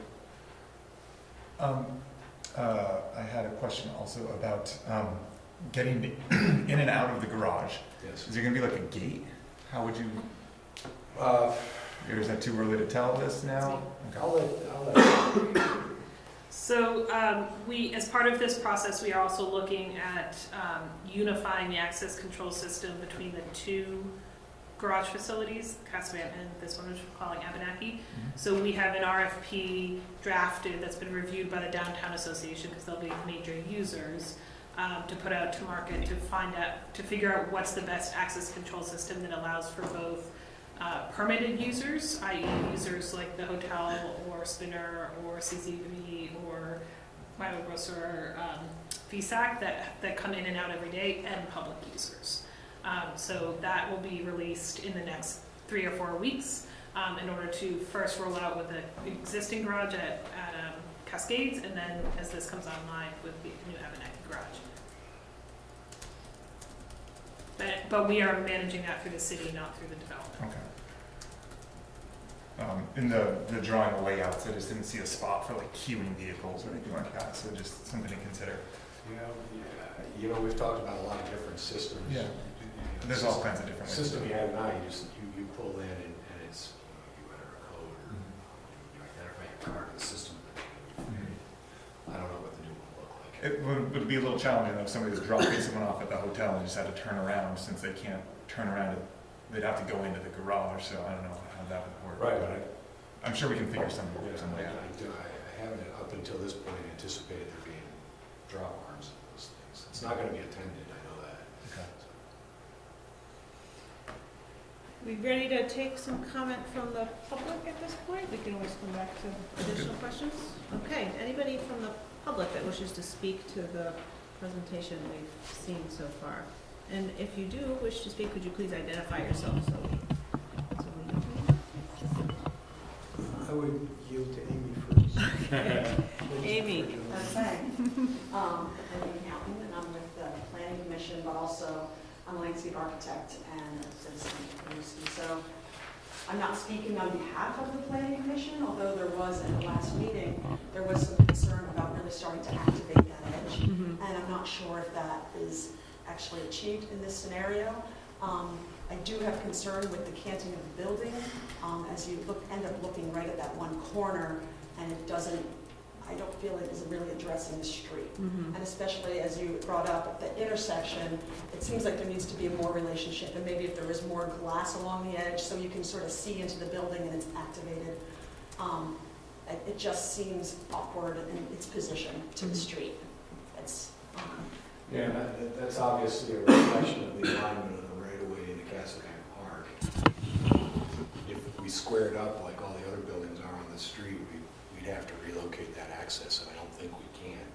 that's if, I mean, you're just assuming that the boxes fit. If there's other parts of the building that came out, and obviously that probably adds cost to the building, but if there was other elements that were added so it wasn't a perfect box, Okay. it could start addressing the street. So that's just one thought. There's, I guess, activating the edge, so in activating that, and I know there was concern about the garage and how do you really activate that, because it's pretty hard. We were hoping maybe that there could be program coming across the whole front of it, but obviously these are two separate projects, so I think it might be hard to do that. But I guess just thinking about people walking along that street, and there's really not much that's activating that edge, even at the community college. So that was some concern that we had. I know that was a few things that one other person at the Planning Commission had mentioned. From my standpoint, I'm just curious, how far back is the building from the curb? Because it's a lot of pavement. I guess I'm just concerned about the amount of impervious area. Even though it's been designed to be able to accommodate it, we don't want to be paving our whole city. We want to be very precise in where we need it and where we don't. The property line corresponds roughly to the front facade of the garage. And those little retaining walls along the edge of the hotel there, in that area we've been talking about, that is the property line. So all the red you see, the brick is, we're interpreting that as sort of an existing feature. That's currently where the sidewalk is. Right. But that sidewalk does not currently fill that whole space as is today, Okay. right? So, well, It's pretty deep there. There is parallel parking, right? So excuse me, I'll just jump in, Dave Marshall. What you see right at that particular location, actually, Greg, you're in a good position, but the previous site plan, the earlier site plan showed the retention of 2 parking spaces in front of the proposed hotel, and one of the ideas of, again, just trying to unify the space was perhaps eliminating those, and that's what the current renderings indicate. So I think that's still open, but it does jump at you that when you go and take the impervious area away from the parking space and allocate it to the public space, so-called, as far as the the walkway, it jumps out at you. You know, it's something we're not used to seeing. There's a couple places where there are islands that are that wide, but it's not as continuous as what's depicted in the renderings. So ultimately, that's a work area also, whether we introduce green space or try to basically create, you know, more public space that allows for that communication with the facade of the building. So those are things that Greg has been working on, and we're going to continue to be working on to basically carry the day there. Because I would suggest, yes, it's great to have paving all the way up when there's parking on the street, having sidewalk meet that. But where there might not be parking, I don't think you need to have the sidewalk come all the way to the edge. There's a lot of pavement. And Yeah, I guess our point is that within the right of way, I think we have limited control over that. Whatever happens out here is really sort of part of this, that's the city's land, and city's land, but aren't you constructing that? we'll construct whatever you want us to, I guess is my point. I mean, we're So trying to that's comply, a comment for the city, not a comment to we're discuss. trying to comply with your downtown development pattern. And if that calls for green strips, we'll put them in. I guess similar to CCV, just how that is, that's, I guess, what I was leaning towards. So, sorry. So,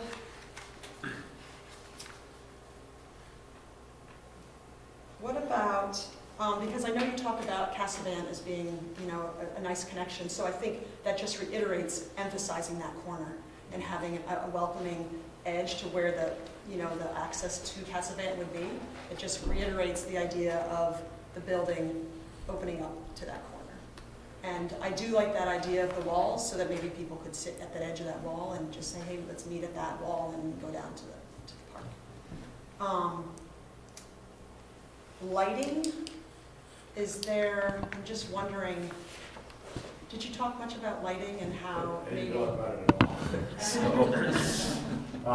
and how maybe, because Casavan, I mean, it's going to be much more closed and shadowed, I think, walking down through there, so just... And I don't think we want to light up Casavan. I don't want that, because I know there's a wetland back there and everything. I guess I just want to make sure there's enough light through there. I don't have anything prepared to tell you about lighting, you know, other than to say, you know, I mean, we generally, you know, the interior of the garage will be lit 24 hours a day with LED lights, so, you know, there'll be a little glow coming out of there for security purposes. The street lighting is already established, so it really would be, you know, whatever new building mounted lighting we wanted to provide in these areas here. I am showing it here, and it should show in our renderings, I don't know how well it shows. But we're actually using the light fixtures as a way of sort of defining the circulation pattern. It's really hard to tell, but we have pole mounted lights with little flags on them, and they kind of form this arc cutting across that patio. And that defines the break between pedestrian and vehicle circulation. There's a granite curb strip that would reinforce that, and then bollards in between the tall lights, but that area will be lit up at night. I just want to make sure access to the parking garage and to the hotel is, you know, good for pedestrians. Yeah, that should be very nice in there. Okay. And then also, I just had another thought of, I think what the lobby gets sort of lost because it's down the driveway. Is there any way of taking that stone and sort of wrapping it and bringing it to the front so it sort of brings the entry to the street a little bit more? Do you know what I mean? Yeah, well, I don't know if it's a wrappable thing, but it just sort of is tucked back there, and I'm just curious about access into there and how, do you know? I mean, you'll figure it out, but it's nice if it's obvious. Yeah, So you know, it stands out into the public I have some grade change to deal with, unfortunately. I'm like 174 here and 182 up here, so there is that. Abenaki Way is a bit steep. Yeah, I'm getting a clear message from everybody that they want to see a little more effort in this area here, and we'll do that and come back. Okay. And I think that was great, emphasizing ADA access. I think that's very important. And if there is going to be food brought there, there's not large trucks that are trying to get in here, right? It's not like restaurant service, no. Okay. We've done a lot of hotels. I mean, you know, it's anything since we through that drive and get through the parking car garage, and it's, No, they would, all services would come off Winooski Way. The elevators go all the way down to that level, and they would, there's a receiving area, and then that stuff would get backed onto a maid's cart and taken up to the, to the display area. So that'll get staged in the basement. okay, good. Service. The And- evacuate also, provides the access for the dumpsters for this building. And so, I mean, there's sort of there's a bit of a service corridor vibe going on down there. And getting back to the previous question, that was reviewed briefly with our fire chief as well, so that is the rear access of the buildings for fire trucks. And do you think in that access to Casavan, is there access there to, I mean, enough room there to put in a sidewalk that if people wanted to get down in there, is it only wide enough? I guess I'm just concerned about that access through. It threads its way between two known archaeological resources and some class 3 wetlands.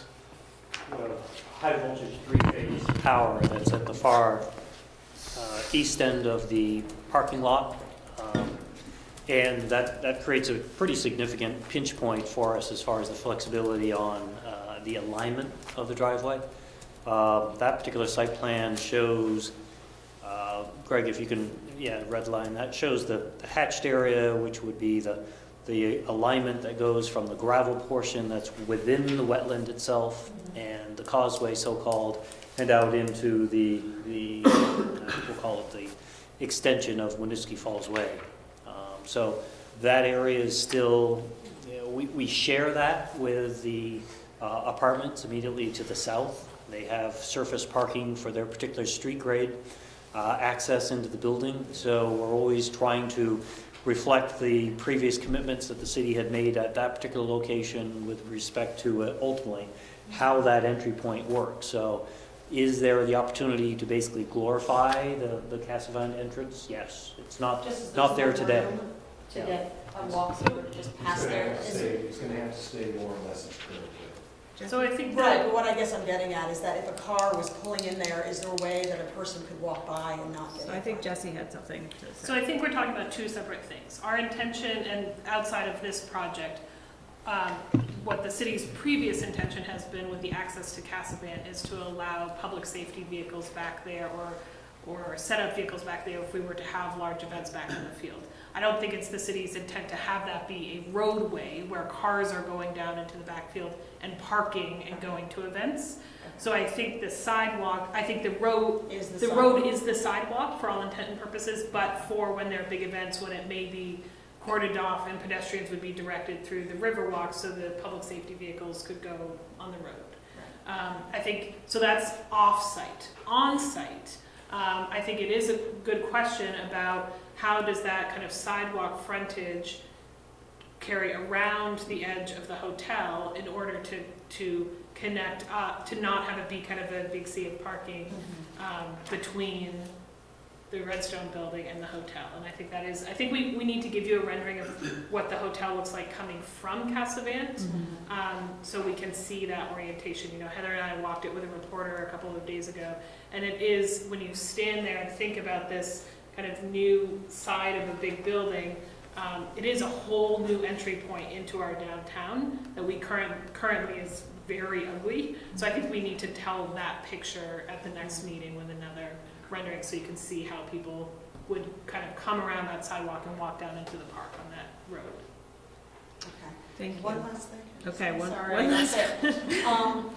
The parking car garage, it looked like the elevator was all the way in the back corner of the parking car garage and not up at the street level? Is that? That's the way it's illustrated. Okay, so I guess I would just want it as close to the street as possible. If someone on the second floor had to get down and get out to the street, that's my concern. But I think, ultimately, I think the uses are great here. I think it's a good, you've done a good job, and I think just addressing a lot of those issues would be good. I do think that the planning commission would like to have more say on this. Do you have a meeting between now and our next council meeting, planning commission? Next week. On the 14th. Yeah. Great. So again, this is not up for necessarily approval tonight, so we have an opportunity to get more feedback and see responses to what we've shared tonight. So by we the 19th. clarify the process, because it's not an ordinance that way. So just, is this an informational meeting, or are you asking us to go to the planning commission and come back with some kind of approval, or? Well, I don't necessarily think we're asking to go to the planning commission for approval, but my understanding is that to date, it's been a sort of, here's the information, and I think Amy's done a nice job articulating some of the concerns. I think it's important that council has an opportunity to, before taking action, make sure the planning commission has had an opportunity to sort of see some of these renderings, and to the extent they have any additional feedback that hasn't been offered via Amy tonight, can share that, but that, it's coming back to this body. Right, Unless the council has a different view. I think it's, I heard interest in getting more feedback,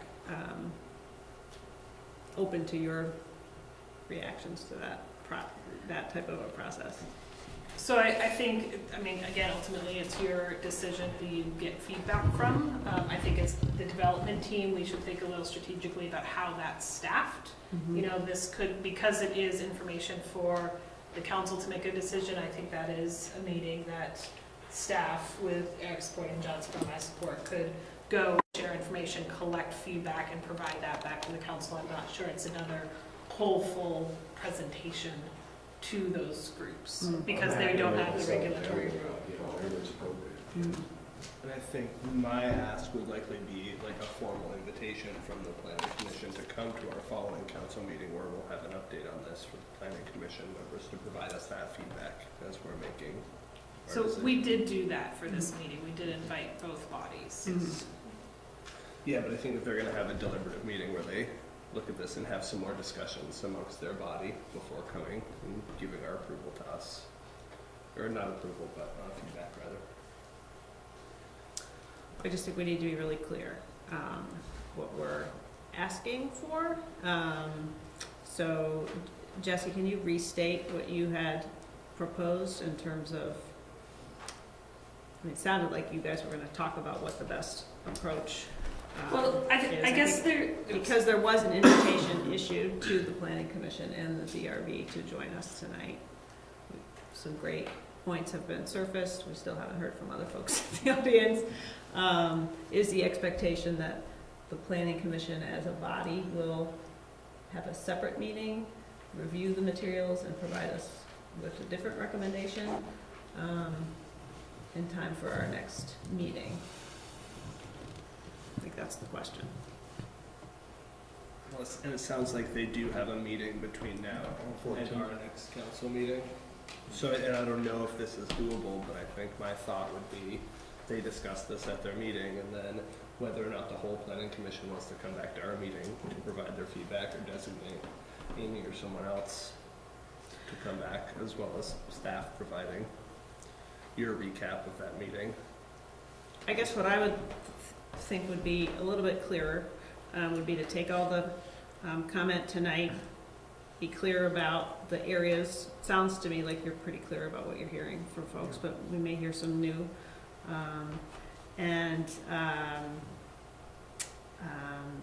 We can have staff reflect this conversation back to the Planning Commission and invite them to come, members to come to the meeting on the 19th and see the revised plans, and if at that time there are significant concerns or areas that are felt to be unaddressed, they could share that with the council, and we can make a decision about whether to move forward on the 19th or not.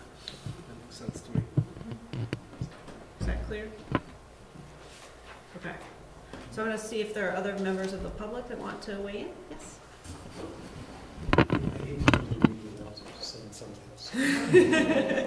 I'm Doug Johnson. I live at 16 Pleasant Street here in Winooski. I'm on the development. I think moving the hotel and the parking garage to this end of the Act 250 area is a big improvement in many ways. We don't have to move to those. And I'm in favor of that, so I'm in favor of the location. I think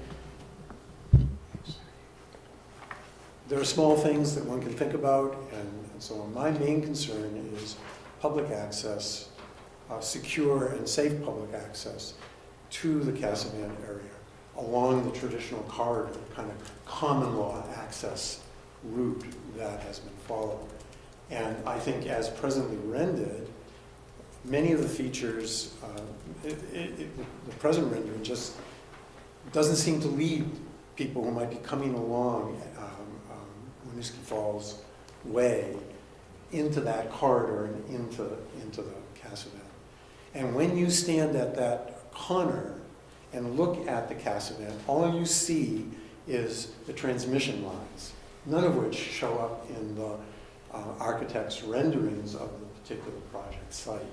So I think part of getting people to go there is actually I don't think you can relocate the transmission lines. I don't think Vermont Power is going to be interested in that at all. But they could be masked by tree plantings and so on that would block ready view and suggest that there's a real nature out in that particular direction. And I think you could do the same thing with the colors on the corner of the building that would lead one in that same direction. And that leads me to thinking about the hotel and the kind of color choice that has been made.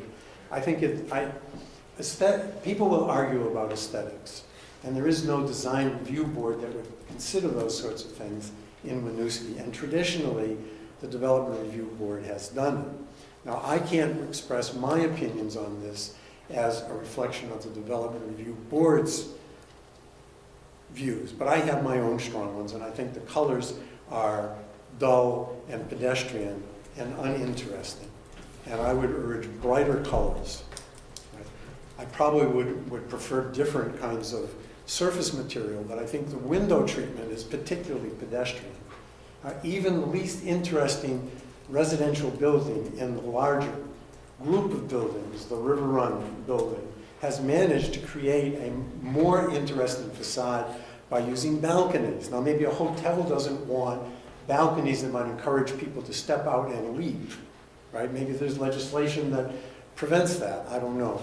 But it seems to me the window treatment can be more creative, more innovative, and more interesting to create a better surface of light and shadow that would just make it more attractive.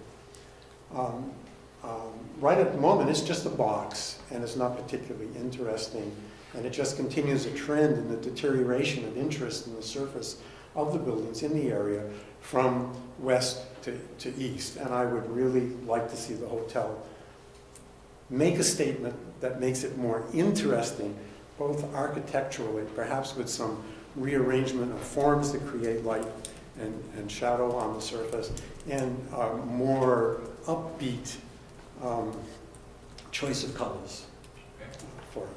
I worry about the massive amount of hard surface that's going to be present here, and I'd like Mr. Marshall's assurance that the drainage is not going to be towards the Casavan, but will be away from the Casavan, and that the existing drainage system would be able to absorb it. I think we're missing a huge opportunity for solar panels on the roof of the building, or some other creative use of the roof of the building in other ways. How about tennis courts, or a surface that could be flooded in a gentle kind of way to create a skating surface in the winter, and tennis or some other active use in the summer. I don't think people are going to want to park their cars either in summer or in winter on an open deck. It's too hot for the car in the summer. The sun actually does shine in northern Vermont in the summer. You wouldn't believe it in the winter, but it does in the summer.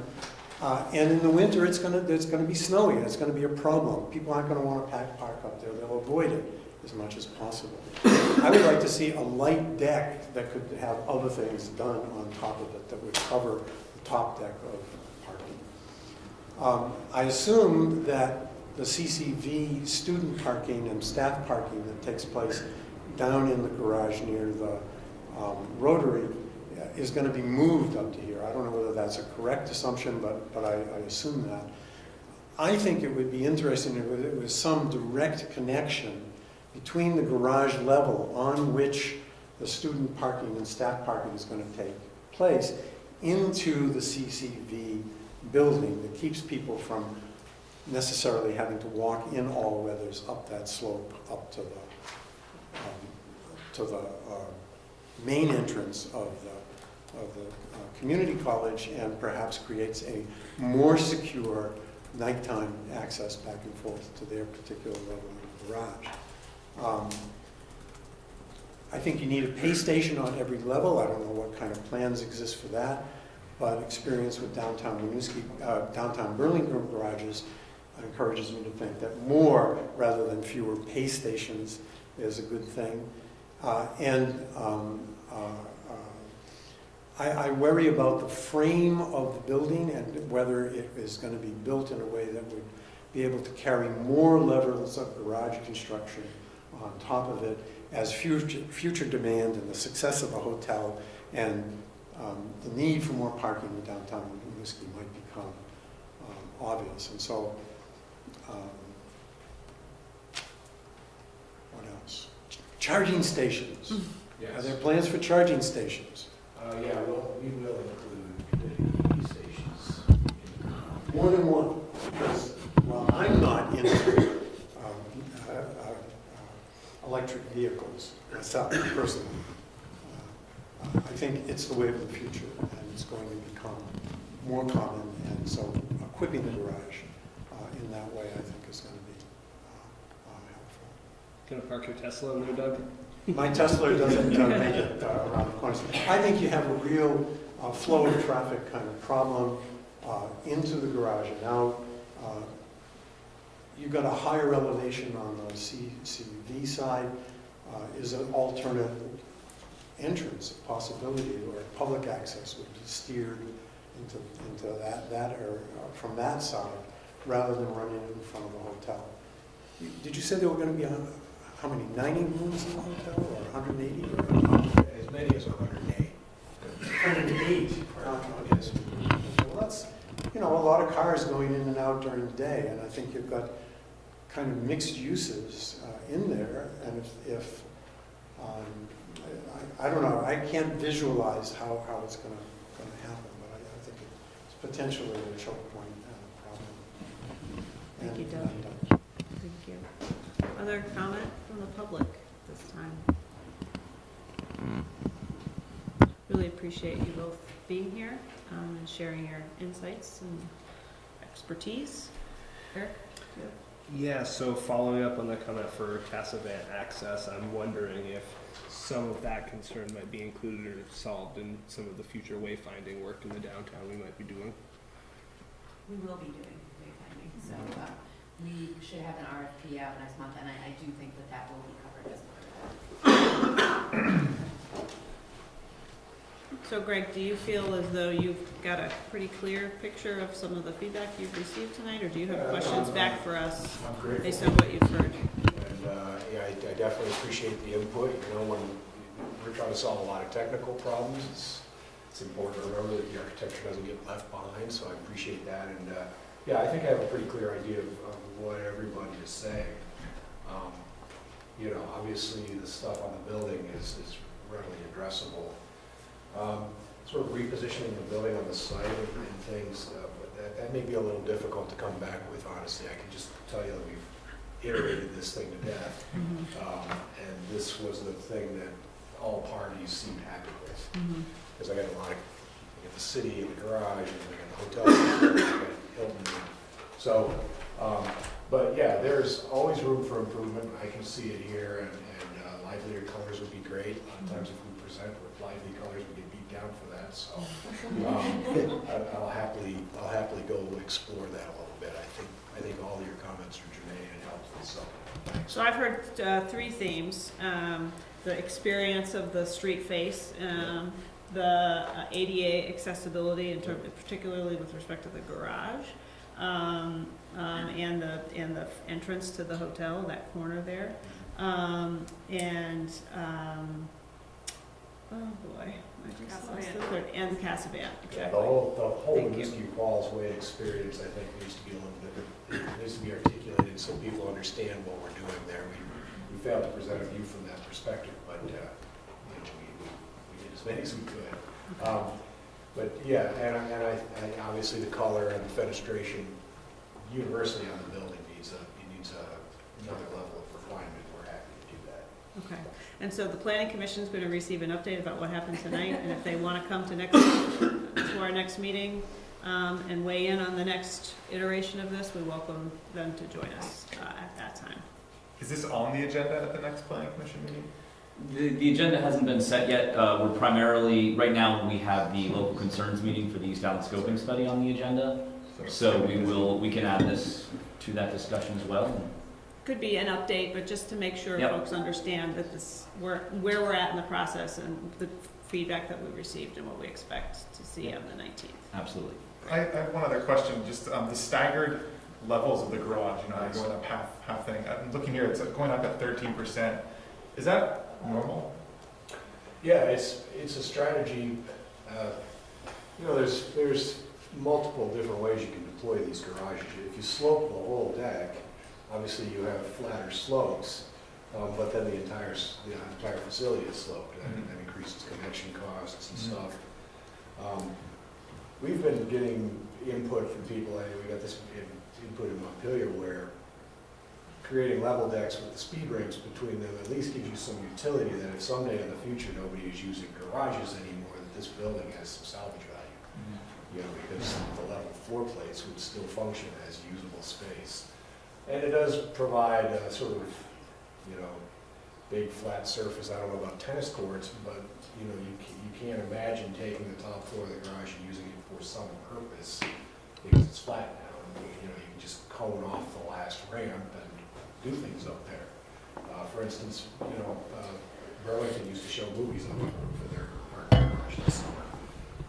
So to the extent that it's right there by the park and everything, I can foresee having the flat decks being helpful. But yeah, that's very typical. You're sacrificing the short-term ramping for a more sort of universally flat experience.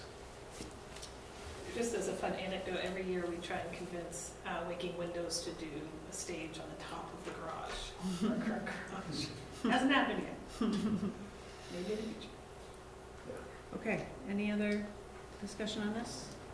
Thank you very much for joining us. Thanks, We'll move everybody. on to item C, which is related. So, Is wait, the, wait, for the development. yeah, Act 250 co-applicant request. Important. So this will obviously come back to your agenda on, hey Dave. Hey Dave. Dave. Dave Marshall. Dave Marshall. We need you, sir. So the design will obviously come back to you at your next meeting, as can the next agenda item if you choose. So the two votes, just as a reminder, are approving the design and then approving the city to be a co-applicant on an Act 250 permit amendment for both parcels, since we will be the landowner and developer on one, and we are currently the landowner on the other. That's really a procedural question for you. You can decide to do that tonight, or you can wait and do that with the approval of the design as well. Yeah, I would just add that really with the signing on as co-applicant to the Act 250 permit amendment really signals that you support the project. You know, right now there's still some questions about the design, but you ultimately support the development of a hotel and parking garage on this lot. Mm-hmm. So that's really what that's an indication of. Mm-hmm. And my understanding is that that process can take a little bit of time. So sounded to me like folks were eager to get at least that piece of it underway. If we could, that would be good. District 4 is particularly busy, and downtown development projects are complex from a regulatory point of view. So the more time we can give the district coordinator to deal with this, the better. And it also, us filing the application process also gets people to start coming forward with their concerns, you know, other state departments. So, But ultimately, the project doesn't move forward without our approval of the design anyway, so it's not as though we've started a runaway train that we can't pull back if for some reason. Exactly. And my understanding is Act 250 doesn't on these kinds of projects, Act 250 doesn't comment on the aesthetics of the building. They really leave that to the local permitting process. There are a number of permits that will have to be applied for and received to make this process go forward. Act 250 is obviously a significant one, as is your design approval of the site. It can't move forward under construction without that. And did you say earlier, Greg, that part of the Act 250 process, you were going to be doing updating the traffic? there's a special Act 250 process set up just for this downtown area. So there were previous permits, and we're in a process of, we would be amending the last permit that went through, which was probably City Lights. So yes, we'll have to provide fresh findings for criteria 5, which is traffic. There's a few others that we'll have to update in order to plug into that. But it's a weird kind of process, and it takes a little longer because we'll send it to them, they'll send things back. But yes. Okay. Does anybody have any questions about this process and what it means to, any reservations about moving forward with this evening?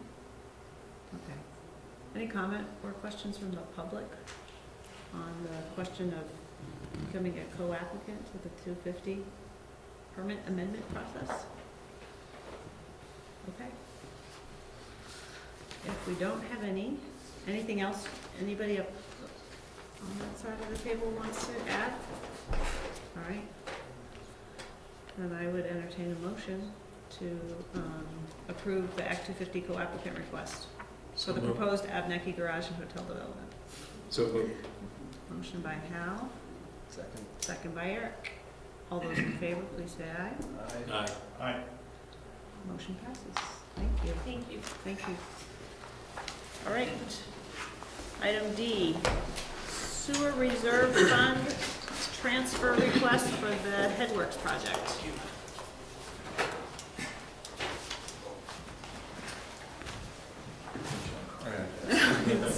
Some heavy stuff there. Thank you, Greg.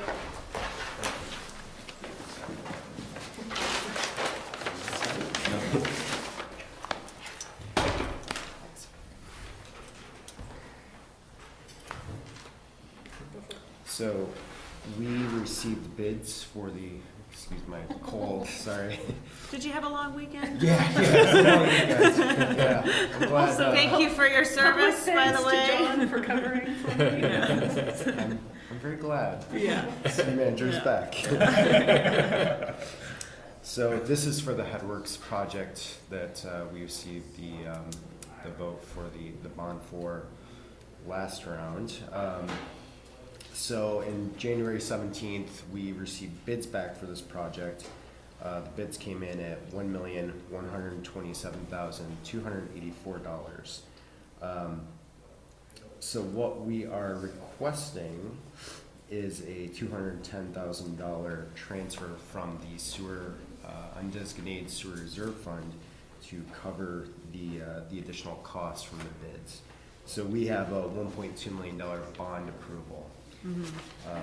So what I've provided is some additional detail of our findings. We worked with our consultant Aldrich and Elliott to look at, first thing was, what kind of value engineering alternatives can we look at? For a project like this, it's pretty specific. It's pretty specific equipment. Fortunately, there's not a lot of value engineering we can do on a wastewater treatment plant project.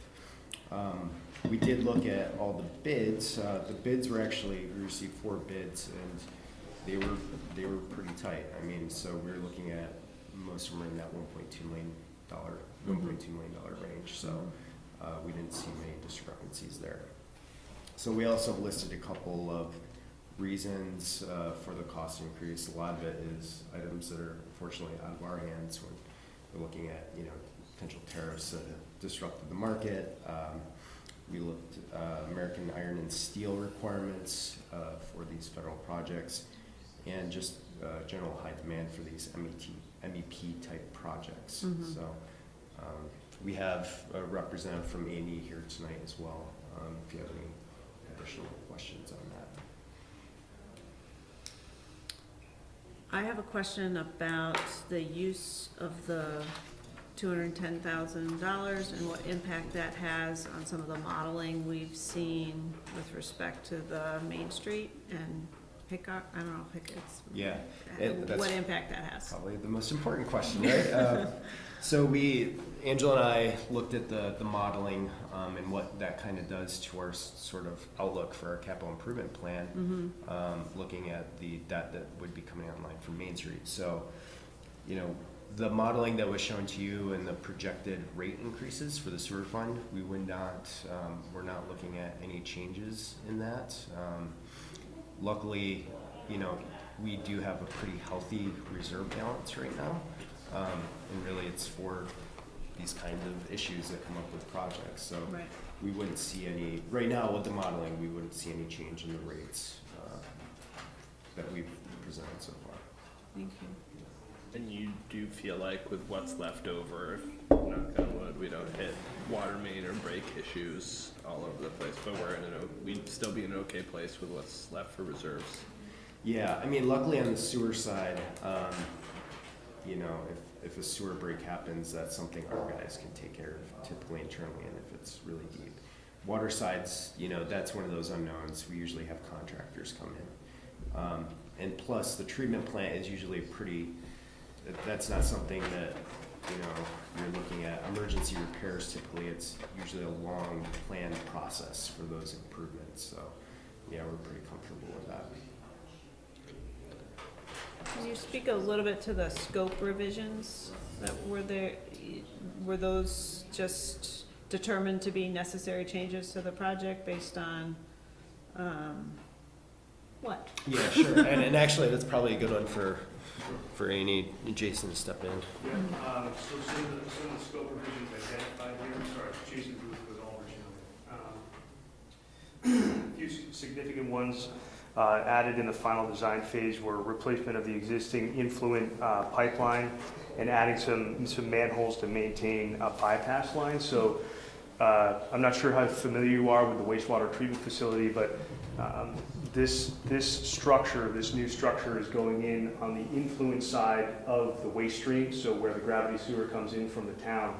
So we have to intercept that gravity stream to bring it through the new building. So some of the additions that were put in through the final design process were to help maintain that continuity during construction. So there was some cost added there. One of the sort of updates with NFPA 820, which is a compliance for electrical, mechanical, in hazardous areas, is it's lightning protection. So we're seeing these more and more on new buildings, which is important, obviously, in long term. With a lot of the electrical components in these buildings, in some of their locations, you've got some sensitive equipment that it's important to really protect long term. So through the code, some of the code changes that we've been seeing recently, these are newer additions that are becoming more and more mainstream, I would say, in some of the designs over the last year or so. So those are probably some of the significant costs and scope changes. I think long term is definitely value added, and some of it being the additional pipeline for bypassing. You know, that's really a constructability aspect, but it's somewhat of a necessity so you can maintain operation of the plant, because that can't stop. Thank you. Any other questions for John? Was it a surprise that we got like that 20% higher bid? Was it like we were just hoping that it was going to come in under bid? I mean, well, it wasn't a surprise. I mean, so talking with A&E and basically historically the projects they've seen come into bid, they kind of gave us a heads up that based on the bids that they've been seeing, like there's a good chance that it could come in higher. So in that respect, it wasn't. Going back a year, yeah, probably, historically, yes. I think just to add to that a little bit, so the bond vote was in March of 2018. And so the bond vote was based on cost estimates from fall of 2017. So, you know, we're, at that point, you're basing your bond vote cost on a preliminary engineering estimate. And after the bond vote, we had gotten into final design. And through the past year, working through final design, I think as John indicated, there've been a number of issues that we've been seeing with equipment vendors. There's a significant amount of equipment on this project. With tariffs and with AIS working through some of the procurement requirements, American Iron and Steel, equipment vendors aren't holding prices anymore. So unless you have a PO, a purchase order, for purchasing the equipment, you can't get a reliable price. So we've been seeing a lot of fluctuation in pricing for equipment over the past year. And I think another thing that John mentioned was mechanical and electrical subcontractors that typically work for these GCs. I don't know where they're working, but they're incredibly busy right now. And they're putting out pricing to reflect how busy they are. So we've been seeing a lot of higher pricing over the past 6 to 8 months, 9 months from these MEP contractors on these types of multidisciplinary projects. I think it's also important to note that a year? So John was not here when we did this bond vote and this project planning in advance of town meeting day 2018. So ultimately that surprise, although I don't think it has been a surprise for the last 6 months or so, is I am accountable for that, not John. I'll take it. It's okay. No, I totally understand. I'm often in the same position on the other side of the table too. Yeah. So I just want to add one more thing on the $210,000 that you're considering transferring from capital reserves to the project. It isn't up to $210,000. So for the project to move forward with funding through the Clean Water SRF program, the city needs to demonstrate that financing is whole. So right now at this phase of the project, with the bids that we have, we're looking at the project being around $1.4 million, which brings about the $210,000 deficiency. In the total project cost, we are carrying a $56,000 contingency, which is money that's not allocated anywhere. It's for, and there certainly will be change orders, but you could end up with some of that money still being remaining at the end of the project. There are some other costs being legal, fiscal, short-term interest that may not end up being where they are in the total project cost currently. And in addition to that, the city's eligible for right now, currently through the funding program, $35,000 in loan forgiveness, which is not taken into account in the total project cost right now. So just to be clear, the allocation of the $210,000 is up to $210,000 to demonstrate that funding is whole. Thank you. We'll keep that in mind for our motion. Any other questions? Just a historical point, if memory serves me correctly, this was something that was budget neutral because of the retirement of old debt, right? Correct. We have some debt coming off this FY20. Yeah. Okay, any questions or comments from the public on this question? I have one. Christine here. I was just thinking back to, with our pool project that came in a little bit high too, and given the time it takes to get from a bond vote, and get through engineering and stuff, and rising costs, I wonder if the way we're approaching the budgeting here should be including more contingency to be prepared for things like this. Just something to think about. Yeah, no, it's a good point.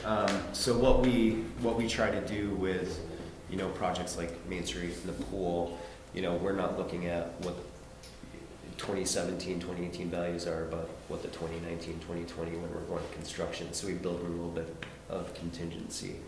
I think the other point with those two projects, which is much more helpful, is we have some leeway on the scope, so we can reduce scope if we're seeing prices are a little higher. We can build in add alts, like for example the pool, if shade structures and slides, those can be add alts to potentially pull out if we're finding that the costs are too high. Unfortunately, a project like this, it's, like Jason mentioned, it's mostly equipment pieces, and we can't, pull out, the screen or something, and, then It defeats the whole purpose. yeah, exactly. Yeah, these are, two pretty large pieces of equipment that are very expensive. Okay, thank you. Any other discussion at this point? If not, I would entertain a motion to approve up to $210,000 of sewer reserve to capital for the Headworks project. So moved. Motion by Eric, Second? second by Hal. All those in favor, say aye. Aye. Motion carries. Thank you very much. Now, I think item E is related, so we'll stick with you, John. So now that there is funding, so this is to award the contract to the lowest approved bidder, NECO of Waitsfield, Vermont, in the amount of $1,127,284. Any other information we need for this motion? Any questions from counselors on this?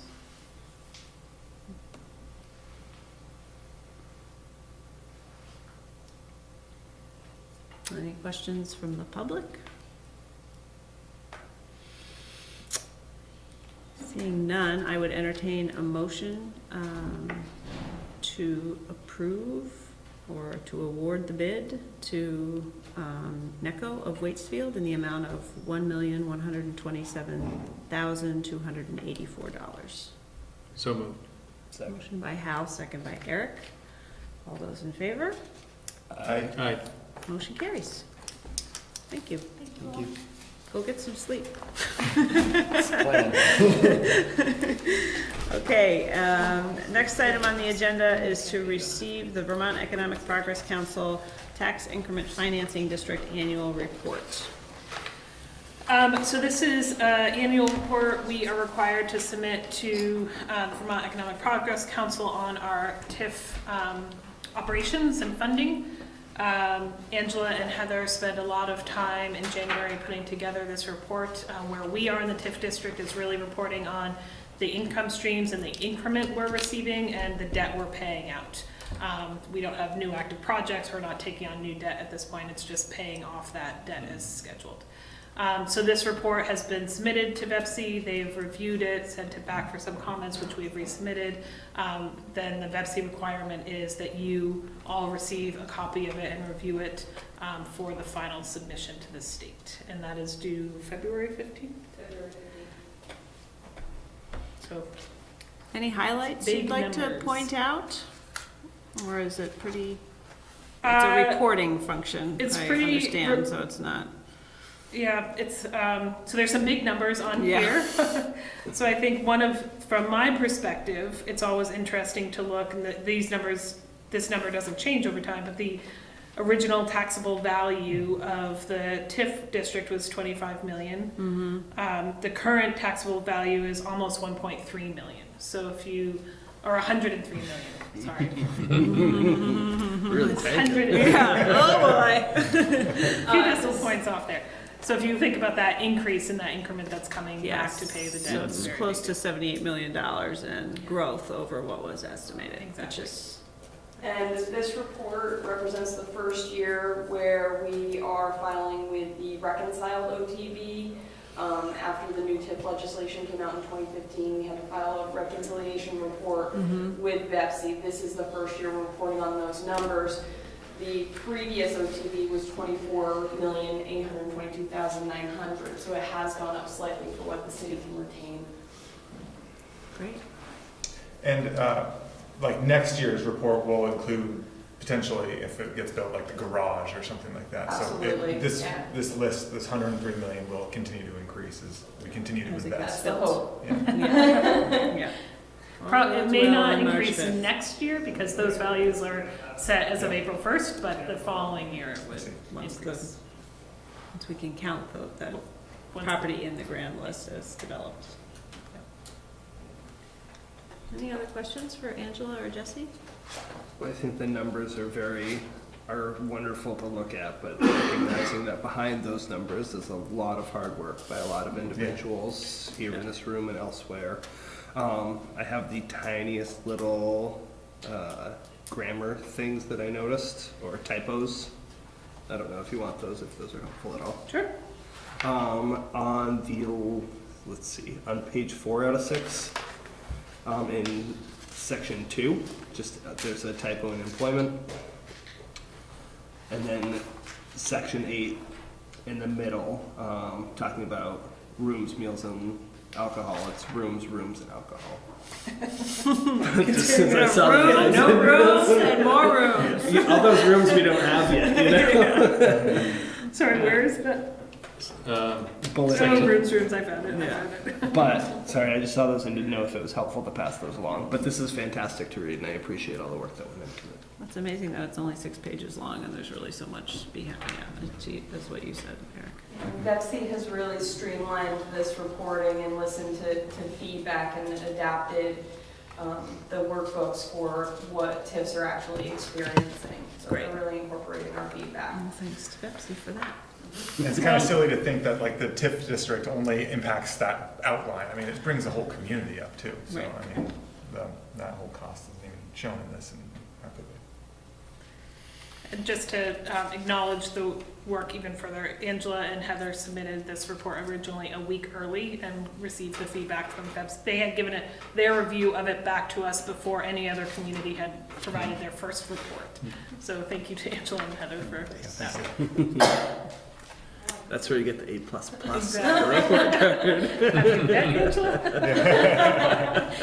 So the recommended action is for us to accept this report presented by staff so that they can move it along in the process. I'd entertain a motion to accept the report on the FY 2018 TIF district activities. So moved. Second. Motion by Eric, second by Corey. All those in favor? Aye. Aye. Motion carries. So the next 2 items on the agenda are executive session matters. The first is executive session pursuant to Title I, Section 313(1)B, Labor Relation Agreements with AFSCME employees. And the second topic is executive session pursuant to Title I, Section 313(1)E, pending litigation to which the public body is a party. Jesse, are we inviting anybody with us, or is this just? Yes, for the first one, I'd like to invite in Angela. John, are you staying or are you going to bed? John and Julie. Okay. Into executive session, and then the last one will just be me. Okay, so I would entertain a motion to enter an executive session with Jesse Baker, Angela, John, and Julie, for the purposes stated on the agenda. So moved. Second. Motion by Eric, second by Hal. All those in favor, please say aye. Aye. Motion carries. We'll enter into executive session and return to adjourn only.